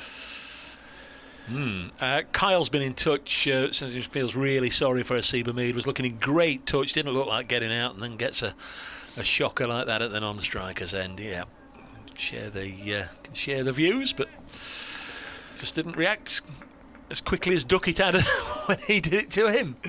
Really was payback, wasn't it? Wheel comes racing enthusiastically in, bowls, and Duckett flicks towards mid-wicket, fielded by Taylor, tumbling, and there's no run. Hiraeth tweeted me to ask any thoughts as to why Glamorgan are bowling half-volley lollipops on this green seamer of a wicket. Well, we have been mentioning that they need to possibly drag their lengths back a bit.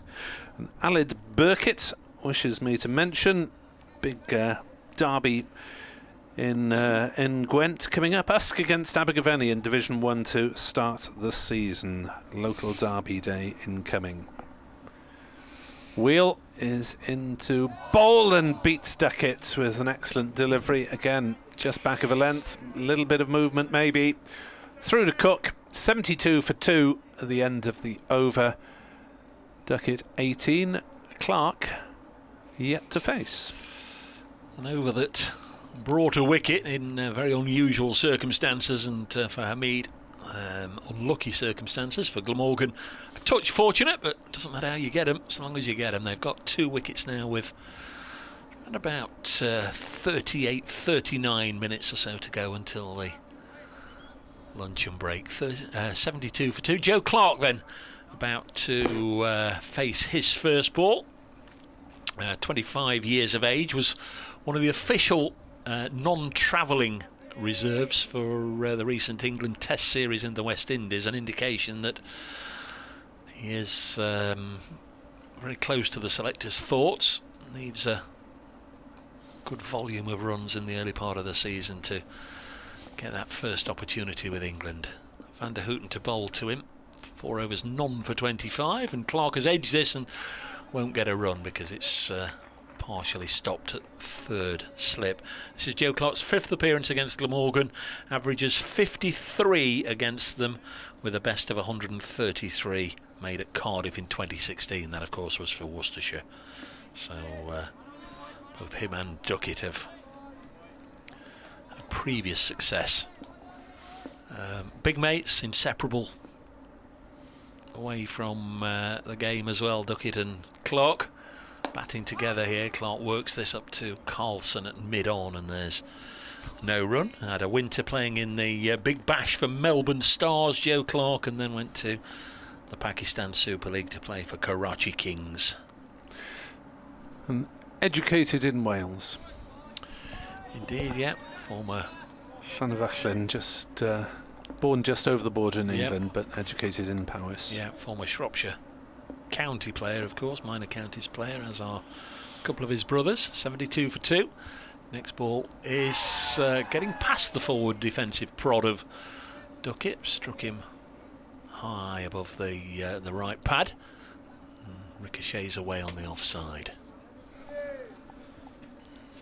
Still nothing out of the flags, but I have to say, glorious to see that Glamorgan have brought their county flag. We had no visiting flags up at all in 2020, and I think there were only 1 or 2 last year. Always nice to see flags of both counties represented. Next ball way wide of the off stump. Cook takes it above his right shoulder.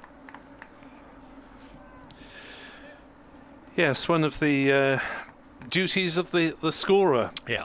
And of course, scorers didn't travel in 2020 and for the early part of 21 because of minimising COVID risks, and the home counties provided 2 scorers. Then the flag was often handed over to the kit man, and very often the kit man left them here, there and everywhere, we understand.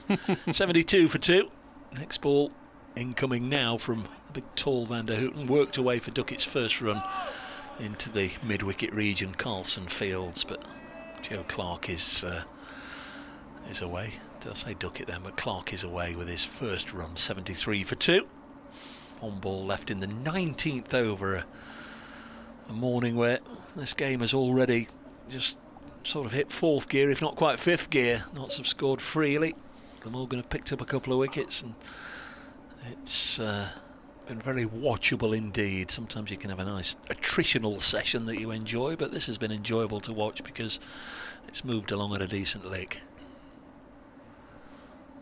The left-hander, Duckett, push and run. It's the exact mirror image of what Clark did to the previous ball, only this time the left-hander working it to mid-wicket for a single. 74 for 2. Yeah, Glamorgan have persisted with the slip cordon.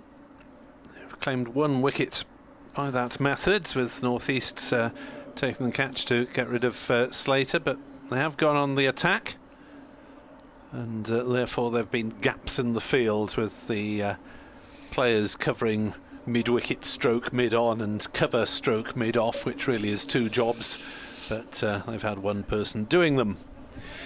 Looking at Glamorgan's attack, David Lloyd, the skipper, is the 5th seamer, if required. And plenty of spin options for Glamorgan, as Wheel is in to bowl to Duckett, who pulls but mistimes it straight to mid-on, and there's no run off the toe of the bat. Glamorgan's spin options, well, Andrew Salter, fresh from his 7-wicket haul against Durham last week. Callum Taylor, though, was the first spinner used in that match. Salter was actually the 7th bowler. And, of course, the added spin option of Marnus Labuschagne, who has probably been chirping away to David Lloyd in that slip cordon about how he fancies a bowl. Wheel bowls, and Duckett plays gently towards mid-off. Carlson round to intercept. Lloyd is at first slip, North East at second, and Labuschagne in his Glamorgan return. Last season, though, he did take a little while to get going in the Championship. His batting average was only 32 in the half-dozen games he he played, so he'll need to adapt quickly from Pakistani conditions to those in England and Wales. 74 for 2. Wheel who slaps that away through backward point for 4 runs. Back of a length, but just a little bit too much width and nothing Salter at point or Hogan at wide third man could do about it. 78 for 2. Yeah, the ball again clattering into those bricks. Never does it too much good. Base of the Fox Road stand. 23 to Duckett of 41 deliveries. We're in the 20th over of the day. As Wheel steams in bowls, Duckett drives to cover, and there's no run. Just with regard to the over 8, Glamorgan are again a little bit tardy, and you might expect to see a little red warning number appear on the scoreboard after lunch. I think the first session, it's generally accepted that most sides are going to be down 1 or 2, and especially when a couple of wickets have gone down, it's the second and third session where they can make up a bit of time. Sometimes spinners come into the game. But, it's all the new, fresh field placings for the new batsmen and what have you. It just takes a few seconds every time just to sort it all out. Wheel in, Duckett defends back on his stumps, gently back down the pitch. Glamorgan did slip to -4 at one point against Durham. I was just going to then throw in, or is it something that Durham and they do have a problem with? And they haven't got Graham Wagg to blame anymore, who used to be one of the main culprits with the over 8 problems when he was bowling his seam. I suppose at least with Wagg he could switch to spin to make up for his tardiness. But yeah, left hand, right hand not helping here today. Bowlers switching back and forth between over and round the wicket. As Wheel to bowl the last ball, the 20th over, and Duckett defends it, gently packed down the stumps to mid-on. No runs, 78 for 2. Duckett is 23, Clark on 1. Batsman out, Slater for 17, Hamid for 34.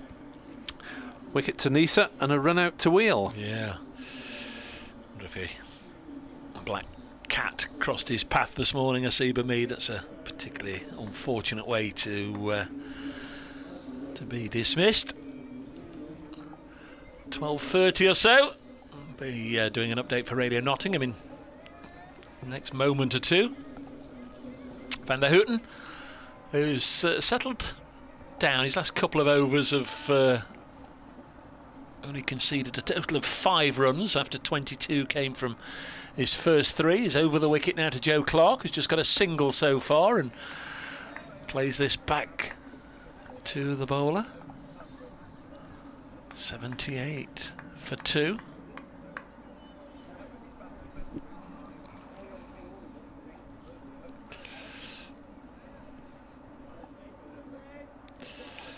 Yes, and a decent crowd have come along to watch this first game here at Trent Bridge this season. Nottinghamshire put into bat by Glamorgan. They're currently 78 for 2 with Ben Duckett and Joe Clark at the crease. The 2 openers then are the players dismissed. Ben Slater caught in the slip cordon, having made 17, but Asib Hamid, don't know if a black cat crossed his path on the way to the ground this morning, particularly unlucky because he was run out at the non-strikers end. A drive from Ben Duckett flicked off the finger of James Whale, the bowler, and Hamid was short of his ground as the stump was knocked out, so he had to go.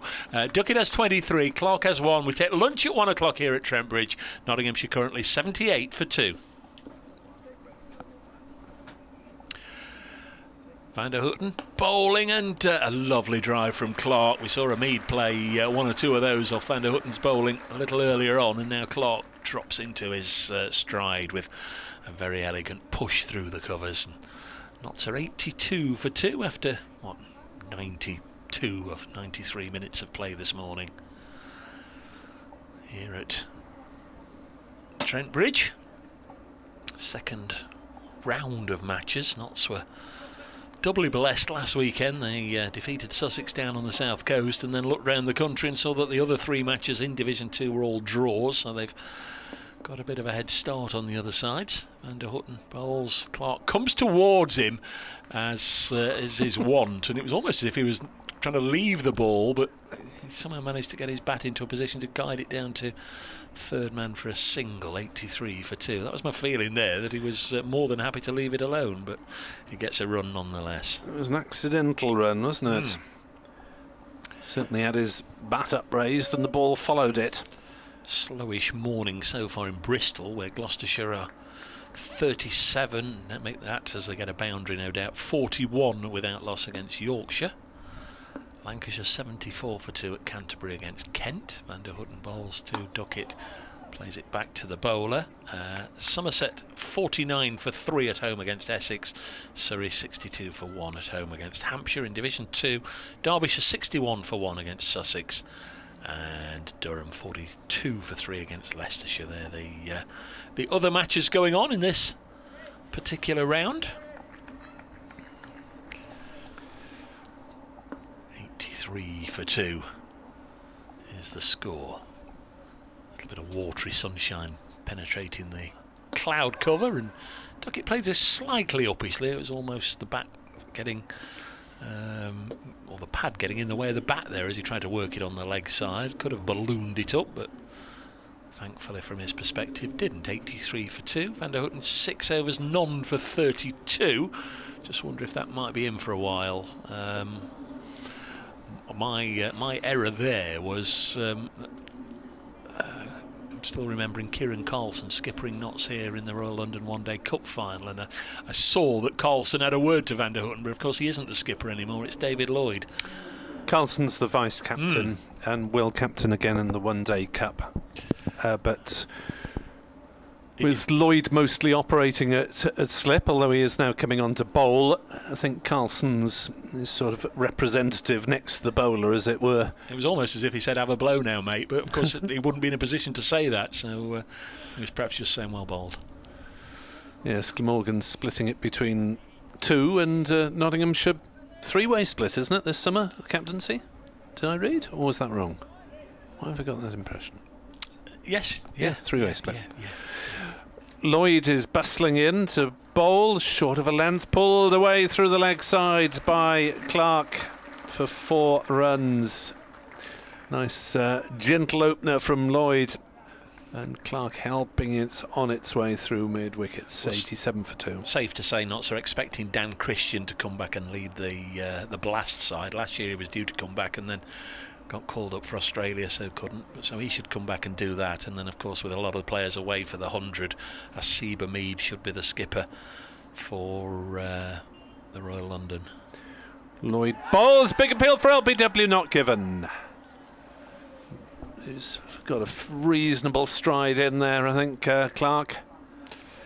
Mead was expected to do the Royal London last year, but it coincided with him being recalled to England's Test match 11. So Peter Trigo had sort of a swan song to his career, skippering the young Nottinghamshire up-and-comers in the Royal London. Wow.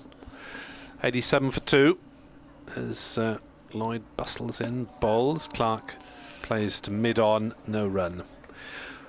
Well, Glamorgan, last year having had 5 players selected for the 100, this year are the only county not to have anyone selected as things stand, although there's still the opportunity, isn't there, that after the Blast to nominate and call in 1 or 2 more. As Lloyd bowls to Clark, down leg side, left. I mean, Labuschagne was not that expensive. I thought he might have been picked up as an overseas player, having done pretty well for Glamorgan in the T20 last season. Carlson would have had a shout on his One Day Cup form maybe, but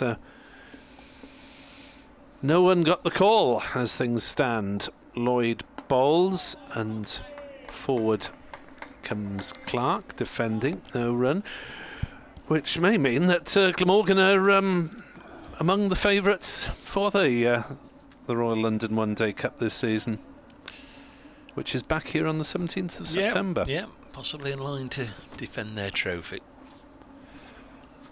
Look forward to bringing you those group games on BBC Sport Online.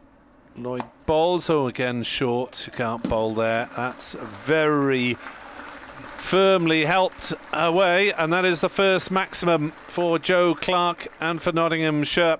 Just a flick, a swivel and a pull through mid-wicket, and you may even have heard the thud of the ball against the advertising hoardings away to our left. So an expensive start for the captain, David Lloyd. He's 0 for 10 after 1 over, and Michael Neser will return to the attack for a quick burst before lunch. The backup seamers not having quite done the job so far. Yeah, Van der Houten out of the attack, 6 overs for him. He now makes his way down to third man. It's because Michael Neser is coming back. Be interesting to see if Lloyd gives himself another one then. 1 over for 10 runs. Began and ended the over with pretty much long hops. 5 right arm medium pacers of varying pace then used by Glamorgan. Notts may well put out a similar seam attack. Is one down the leg side. That's a good stop from Chris Cook. Notts, of course, with Stephen Mullaney as that 5th seamer now. They've got Patterson, Pattinson, Hutton, Everson, Mullaney and Liam Patterson-White as their bowling unit. 93 for 2 is the score. This partnership worth 24 since the run out of Asiba Mead. Here's Neser. Balls off the thigh pad, I'm pretty sure here. That Chris Watts, the umpire, already giving the game away, is walking away from the wicket with that arm stretched out as if to alert the scorers that he's about to tap his knee. 94 for 2. Very enjoyable morning's cricket. Always nice when the game can sort of get off at a decent enough pace, and both sides will feel they've taken something out of this first session. Notts will be desperately hoping to get to lunch, only 2 down. Of course, Glamorgan will be hoping to make further inroads. Clarke is on strike on 16. Pushes this up to mid-on to Kieran Carlson. So no Billy Root, as Nick was saying, one of a number of players to have represented both sides. Sam Northeast is playing. In recent times, of course, Craig Brathwaite has represented both counties, the West Indian skipper. Samit Patel too had that little spell on loan with Glamorgan in 2019. Going back a little further, Alex Wharf, now first class umpire, of course, played for both counties. Next one is just inconveniencing Joe Clarke as he pushed. It came back through the gate and struck him amidships. Might just be gulping in a little bit of fresh air. Darren Sammy, another West Indian skipper, although he didn't play first class cricket for either, represented both Notts and Glamorgan in relatively recent times with the white ball. Yeah, 1 T20 season for Sammy in Cardiff. Back to the era when I first started watching cricket. Paul Todd, of course, a Newark resident, played a lot of cricket for Notts and then ended his career with Glamorgan. Little fiddle outside the off stump for Joe Clarke there, didn't get anything on it, and again Cook and the slip cordon, very animated, thought that was close to finding the edge. Brathwaite, the West Indian opener, now Test captain, had a reasonable month for Glamorgan at the end of, I think it was 2019, filling in for the final block of championship games. Got 1 century, was lucky to be sawn off with a run out in one of his other innings. 94 for 2, and this strikes him on the pad and balloons up in the air. And from the reaction of Michael Neser, who rushed forward, threw himself at the ball, tried to take the dropping ball, but couldn't. He may well have felt there was some bat and pad involved there. Difficult to see on the replay screen. We're still having 1 or 2 issues with that, but it looked, didn't it? And certainly, if you go on the bowler's reactions, he felt there was some bat involved. It ballooned up in the air, but anyway, his survive. 94 for 2. Is the captain going to have another over, Nick? It looks like he is. Maybe baton to boot, I think, wasn't it? So certainly that was Nisa's impression, because he made the effort to hurl himself towards the leg side. I mean, the ball landed about halfway down the wicket and just to the leg side of the stumps, so you can't really blame Nisa for not getting there on time, but he certainly made every effort to. Board says he's bowling to Joe Clark, but he's not. He's bowling to Ben Duckett. As Lloyd bowls, and Duckett slaps that one away to point, and it's well blocked by Salter. In fact, the board has had a bit of a hiccup. In fact, the scoreboard is stuck because it says we've only had 22.3 overs, and Michael Nisa is bowling. Don't get it very often here, but we've got the scoreboard booked and stuck. I'm sure it'll be switched off and back on again. Lloyd bowls, and Duckett off the back foot plays straight to Taylor at cover, and there's no run. I'm not quite sure whether it's shades weather or not, because it's a bit bright without them and it's a bit dark with them, so we're sort of on the borderline. 94 for 2. Approximately. Here on BBC Sport Online, also via the 2 county websites, as Lloyd bowls, and that's a bit tighter, and Duckett defends back to the bowler. There's no run.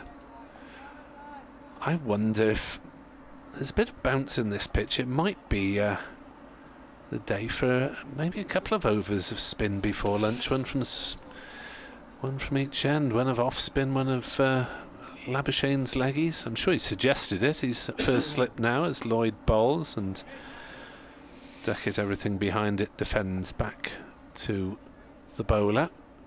Well, the board being stuck, I think, is... I wonder if Nisa's helping them out by not scoring. Duckett helping them out by not scoring. Labuschagne has moved from third to first slip due to Lloyd bowling. Northeast is at second. 5 saving the single. As Lloyd bowls, and he's got a nice tight line there, David Lloyd, forcing Duckett to play back down the wicket. Fine leg is about 15 metres in from the ropes, and square leg is on the boundary as well. No sweeper on the offside, so Lloyd trusting himself not to stray in that direction. 94 for 2. Lloyd bowls, and Duckett defends back down the wicket. So it's considerably better over from David Lloyd. His first one saw him hit for 4 and 6. His second one is a maiden. 94 for 2 after 24 overs. Just to mark your card when we come back for lunch at 20 to 2. Just going to have a few minutes. We'll be joined in the commentary box by Mark Clifford from the Trent Bridge Community Trust. He'll just be letting you know via us about some of the programmes that are on for the youngsters over the Easter weekend. So if you've got a cricket-mad youngster, might want to get involved with a little bit of cricket through the Trent Bridge Community Trust. We're talking to Mark just for a few minutes after the resumption of play at 20 to 2, as this is pushed back to the bowler. It remains 94 for 2. Kevin Hand, our Middlesex colleague, is watching Wales play MCC today at Lords. A big day out for the club cricketers making up the Wales team for this game. Owen Riley of Bangor Cricket Club has got 4 wickets. MCC 122 for 6 after 29 overs. Nisa in bowls to Clark and goes through to the keeper. Paul Sterling of Middlesex was opening the batting for MCC, so well done to the Wales lads involved there in that particular game. Where were they playing at? They're playing at Lords. That's the interest. Very much so, yeah. Also has to remind you that Mark Clifford will be talking to Aaron during the lunch break, so if you continue watching the live stream, Aaron will be conducting an interview with Mark from the Trent Bridge Community Trust. This one outside the off stump through to the keeper Chris Cook, and then the start of the session Mark will join us for a wee while. Mark, former professional footballer, of course, played for the mighty Mansfield Town back in the day. That might just get a brief mention, but we'll be finding out what's going on with the Community Trust over Easter, first couple of overs after lunch. 94 for 2 is the score as Nisa turns away from us, bowls. Lovely looking push by Clark into the offside for 4. That's all he had to do, wasn't it? Lean on the bat and push it into the gap.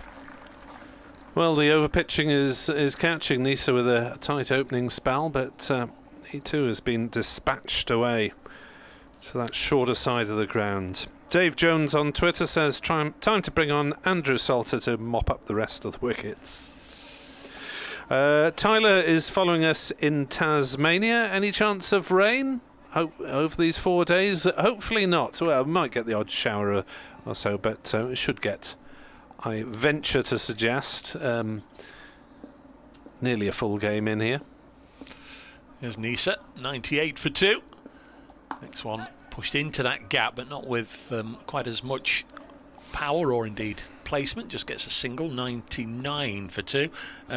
Nick Morell's been in touch. You've got me here, Nick. Green is green, they say, on the far side of the hill. Green is going away to where the grass is greener still. It's the B side of 3 Wheels on My Wagon. That's as a response to my photo of the strip at the start of play. It still does look greenish, doesn't it? But it's played, as we always see and find here at Trent Bridge, it's played pretty nicely indeed. Yeah, 3 Wheels on My Wagon. Lee Marvin, what a film that was. Here's Duckett getting the 100th run for Nottinghamshire, chopping it down to third man. Ball back now with us, thank goodness. 100 for 2. There'll have been some palpitations in that scoreboard over at the far side of the ground, but Ian's got it all working nicely again. Duckett will keep strike. It's the end of the 25th over. 24 to Ben Duckett, 21 to Joe Clark. 100 for 2. Slater made 17. Hamid made 34. And a wicket for Nisa and a run out. Yes, that's a nice easy mathematical one, isn't it? 100 off exactly 25 overs at therefore 4 runs per over. As Lloyd will come into his 3rd over, bowling to Duckett, who gets another outside off stump and slaps it away for 4 runs. And Nottinghamshire racing on to 104 for 2. Doesn't miss many of those, Duckett. I don't know why it is, but bowlers seem to bowl a lot of those deliveries to Ben Duckett, and he slaps them away with impudence, whether it's in red ball or white ball. Kevin McGrath asks what your opinion, Dave, is of Joe Clark as a signing for the 100 for the Welsh franchise. The only time I've seen him play, in fact, no, play against Notts in the Royal London game at Cardiff, where he impressed me very much. Bowled with good pace down there, and I saw him in the final as well, and I thought, yeah, he's a cricketer. Sorry, we're on Joe Clark. Sorry, question. I thought Joe Cook. I'm on Joe Cook. Must have misheard. Joe Clark, whom you have seen on numerous occasions. Yes, I have. He's a terrific player on his day. He's got out cheaply with false shots too many times. Lloyd bowls on leg stump, steered by Duckett out towards deep mid-wicket, single taken, 105 for 2. He's had issues off the park, which are well documented, and we're not going to revisit those just now. But as a player on his day, in red ball or white ball, is very, very easy on the eye, and I think you will be looking at him in an England shirt this summer. Yes, you wonder if he was unofficially marked down for England consideration as a result of those off-field issues. Well, he was. He definitely was, yes. Lloyd into bowl to Clark, who defends, although I have to say he was not found guilty of anything, but his name did come up in a trial. Yeah, I thought our correspondent was asking my opinion of Joe Cook, but on the two brief occasions I have seen him, I like the look of him, yeah.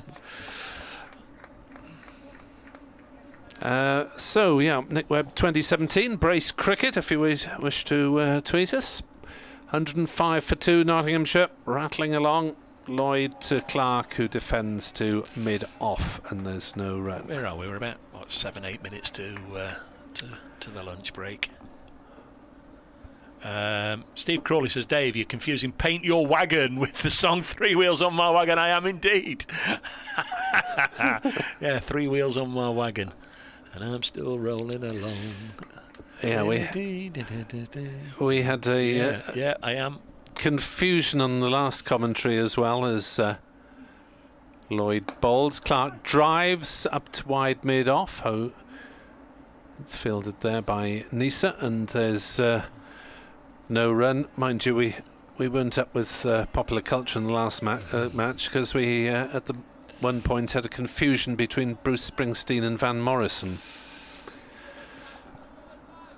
Can't remember how it came up. So we're talking about Graham Cowdrey, the late Kent player, who's a big fan. Lovely fella. As Clark plays that one off, something of an inside edge through the leg side for a single. 106 for 2. Yeah, poor old Graham, who we sadly lost the winter before last.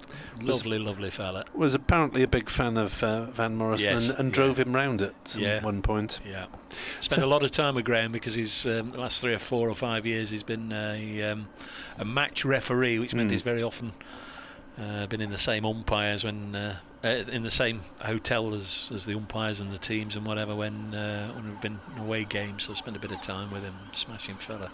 A real old shame. You're on about popular culture, Nick. I see this week Mamma Mia the musical is on in Nottingham in the Royal Concert Hall all week. So if you want to go and have an evening singing ABBA's greatest hits and enjoying the Mamma Mia musical, I see that's on all week here. What a shame that we're usually tied up until relatively late. Can I tell you, I've had a look what's on in Cardiff the week we're down there already. Right. There is Michael Nisa. Probably time for 2 more overs before lunch. Bowls, and this goes through to the keeper. The week that Notts are in Glamorgan in July, I thought I'll have a look, let's see what's on in the arena.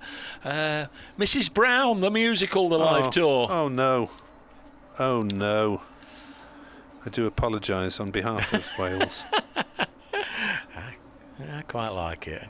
It's half an hour of harmless fun or whatever when it's on. I'm not sure I'll go and sit in the motor. Is it the Motorpoint Arena or whatever arena it is in Cardiff? It's the Motorpoint Arena. That's the main indoor one. Okay, yeah. Or the biggest indoor one. Other sponsors are available. Nisa bowls, and this one strikes Clark in the pad, but it seemed as if he'd done a bit of waltzing outside the off stump. So we're closing in on lunch. 106 for 2. Hamid run out for 34. Slater run out for 17. The openers put 26 on, and then there was a stand of 43 for the second wicket. And now this pair have added 37 so far. My attention's drawn to an excellent graphic of commentators of Hampshire and Surrey. Kevin James of BBC Solent is, we're told, has scored over 8,000 first-class runs. And Mark Church, who hasn't. Next ball is pushed to mid-on, and there's no run. As is pointed out by the perpetrator of said graphics, Mark Church, no first-class runs. Oh dear. 106 for 2. You could apply that latter description to both your commentators here today. He's been venturing into your other world this winter, Mark Church. He's been doing a bit of rugby union commentary. Can I point out that I scored 21 runs last season? There we are. Nisa bowls and worked up to mid-on, and there's no run. Yes, the opportunity of me ever getting on a cricket field as when 2 or 3 years ago, when I was sick of being asked to make up the numbers and saying no, that I gave the I gave the cricket club every bit of kit that I owned, which included about 15 sweaters and shirts, 2 or 3 decent bats, pads and gloves of all sizes. No more. Have me kit, but you can't have me. 106 for 2. Next ball, Nisa bowls, and Clark works it to mid-on. I think we'll get another over in, Nick, don't you? I shall leave you to describe it as I depart to update BBC Radio Wales listeners. Very, very much enjoyed Nick's company this morning. We'll have more from the maestro this afternoon. 106 for 2. 1 ball left in this, the 27th over.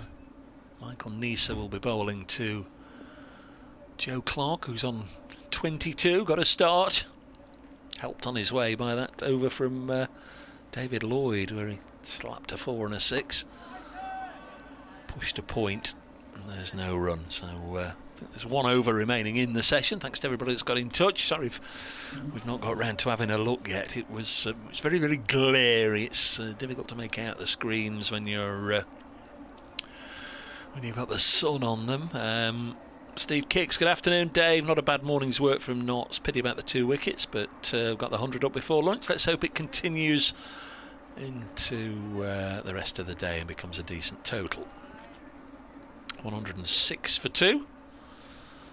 Glamorgan supporters, of course, will be hanging on the hope that this final over of the session will bring a 3rd wicket. It's Lloyd round the wicket to duck it, and it very nearly did. He's dropped. Northeast throwing himself to his left, just 2 slips there. Labuschagne at first, Northeast at second, and he's put Ben Duckett down with one that would have been an absolute dolly to 3rd slip had there been a 3rd slip. Flung himself there, got his left hand to it but couldn't hang on. Sam Northeast, who caught Ben Slater earlier, a much more regulation offering, but on this occasion Duckett on 29 has been dropped at 2nd slip. Lloyd bowls to Duckett and gets behind it.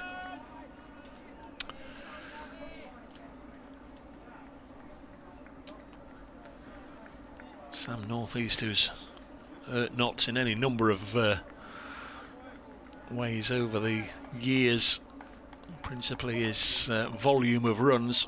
Got a big century against them in that match on the Isle of Wight. Was it 3 or 4 years ago now?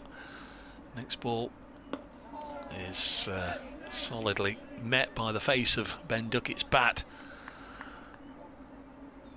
May well have been that Duckett was looking to open the face and run it down. There's a big gap between 2nd slip and point, nobody at 3rd man, so there's an invitation there really to help himself to 4 runs, and just got it a little finer than he anticipated, and Northeast very nearly got there. Could also argue that he got it just right. Couldn't take it. This one's clipped onto the leg side, and they'll take a single out to Van der Houten, who's 8 or 10 paces in from the rope on the Bridgeford Road side of the ground. 107 for 2. Ben Duckett 30, Joe Clark 22, and there are 2 balls left in what's been a very, very entertaining morning session. Nottinghamshire put into bat by David Lloyd. Clark on strike. Defends this one. 107 for 2. So it will be a 28 over morning session. So as Nick suggested, they may be down on 32 they're supposed to bowl, but well, it's 96 in 3 2-hour sessions they're supposed to bowl. But he bowled 28 in 1. It means you're playing catch up in sessions 2 and 3. Let's see how the day goes. Clark on 22. Last ball of the over, gets a ball on his pads that he can work away for a single. I think that will be the session. It will indeed. Oh, are they going to nip round and try and get another one in? They are indeed. So whichever clock they're going by hasn't yet struck 1 o'clock. My watch, my laptop, my phone all saying 1. The clock above the Vice President's suite at the far end of the pavilion says 1 o'clock, but maybe the one above my head says a minute 2. Either way, there's going to be 1 more over.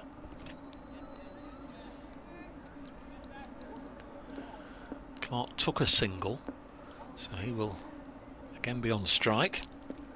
Nisa bowls to him, and that one has doubled him up.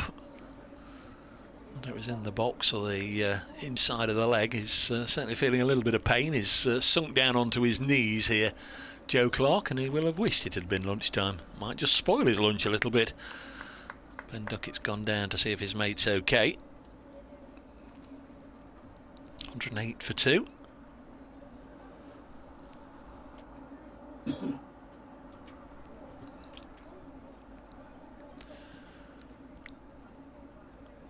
Just got to wait for Joe Clark just to feel that he's getting back to somewhere near 100%. And now he's ready. Partnership of 39. He's made 23 of them. Nisa bowls and Clark steers it to point, and there's no run. One more update for Radio Nottingham is imminent. 4 balls left, so we're slightly long in, slightly late, should I say, in going to lunch.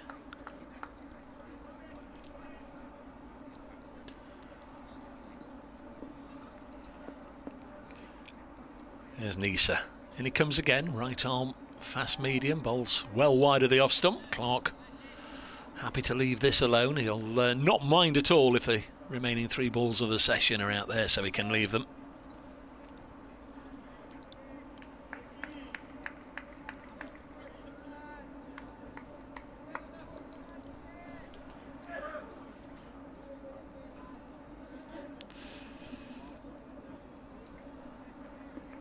Lunch at Bristol, where Gloucestershire are 58 for 2 against Yorkshire. Lancashire 89 for 3 against Kent. We'll give you the rest after lunch.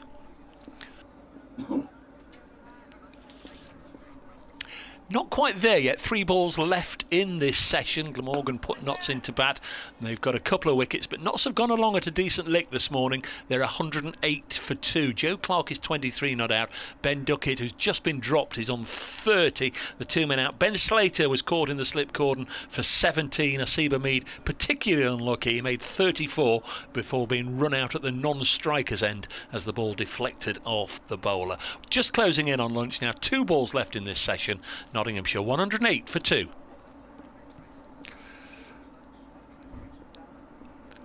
Michael Nisa to bowl to Joe Clark, and it went a long way across his crease. I can understand the appeal, but still suspect it was probably missing leg, and umpire Chris Watts having nothing to do with it. Lunch scores quickly elsewhere in Division 1. Somerset 70 for 5 against Essex. Surrey 82 for 1 against Hampshire. Derbyshire 108 for 2 against Sussex. And Durham 65 for 3 against Leicestershire. Last ball here with Notts 108 for 2. Nisa to bowl to Joe Clark. Leaves this one alone. He'll be pleased about that. Turns and starts a step or 2 towards the pavilion, then waits for Ben Duckett to come down from the non-striker's end. I think the spectators will have enjoyed that morning's cricket. Nottinghamshire reaching the interval on 108 for 2 after 29 overs at the interval. Ben Duckett has 30. He was dropped on 29 by Sam Northeast. Joe Clark has 23. Thanks for your company this morning. Thanks very much to everybody that's got in touch at Brace Cricket, at Nick Webb 2017. If you'd like to drop us a tweet, we'll try and get round to it this afternoon when play resumes. It's lunch at Trent Bridge. Nottinghamshire 108 for 2.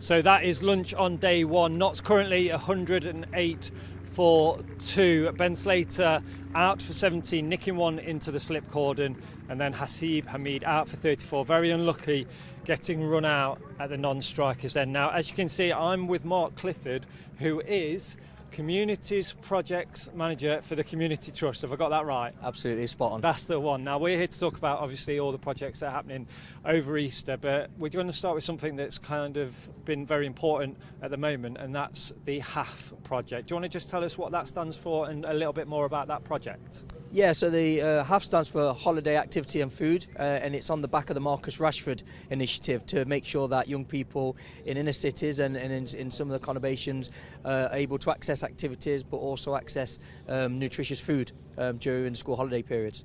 Now, obviously, you know, the Marcus Rashford was kind of national news, really, wasn't it? And everybody got behind that, and it was a big kind of push towards the government, etc. But if we bring it back to this sort of Nottinghamshire county, how important is it for the kids in our county, and what are they getting from it? Yeah, it's so important. It's a great initiative for our young people locally. What they're getting access to is activities, as I spoke about. So our programme offers cricket, football, rugby.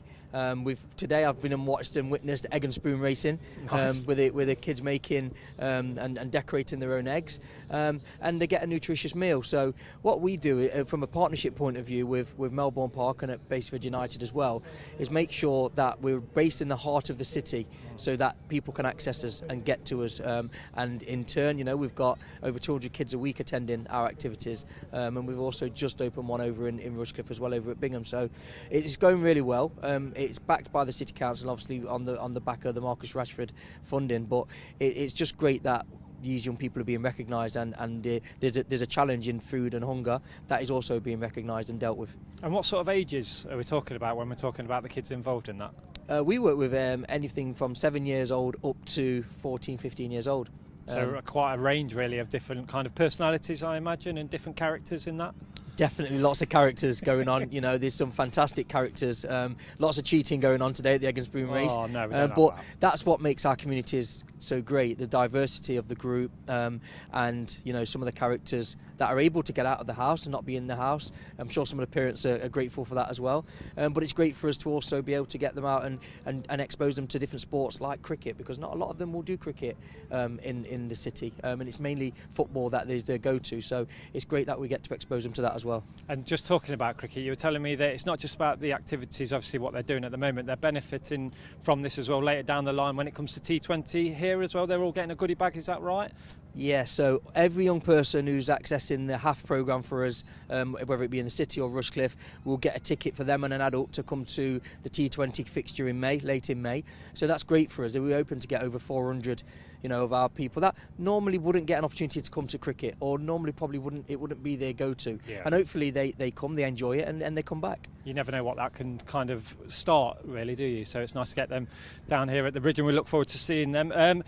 Easter, very busy period for yourselves and obviously all the team as well. Do you want to just quickly tell us about a few of the other projects that you've got going on as well at the moment? Yeah, so school holidays are really busy for us. We've got our Positive Futures programme, which is our flagship, I suppose, project in the Trust. And they've done workshops this week on Strictly Stress. They've been on trips to laser tag as a reward for accessing those workshops. And just generally, we try and get people out. We try and get people active and make sure that they don't go, I suppose, stale during the school holidays, and that we're accessing some of our most vulnerable young people during those times. So, yeah. Amazing work that you do as well. And you're actually going to have a little stint at commentary, I believe, with Dave Bracegirdle from BBC Radio Nottingham after the lunch break. Is that true? I'd use the word commentary very loosely, but yeah, we can certainly have a conversation. You mean you're not been sort of researching, practicing? No? Yeah, I can probably talk you through an over. That's probably my limits. Yeah, that's all you need to do, as long as you tell everybody about the projects that you've been doing. But thank you very much for joining us this lunch break. Keep up the good work, and hopefully all the boys and girls and all the children benefit, have a smile on their face at the end of it as well. Thank you. Mark Clifford there from the Trent Bridge Community Trust. So when we come back after lunch, 108 for 2, knots are with Ben Duckett and Joe Clark at the crease. We will be back with live coverage at about 12:40.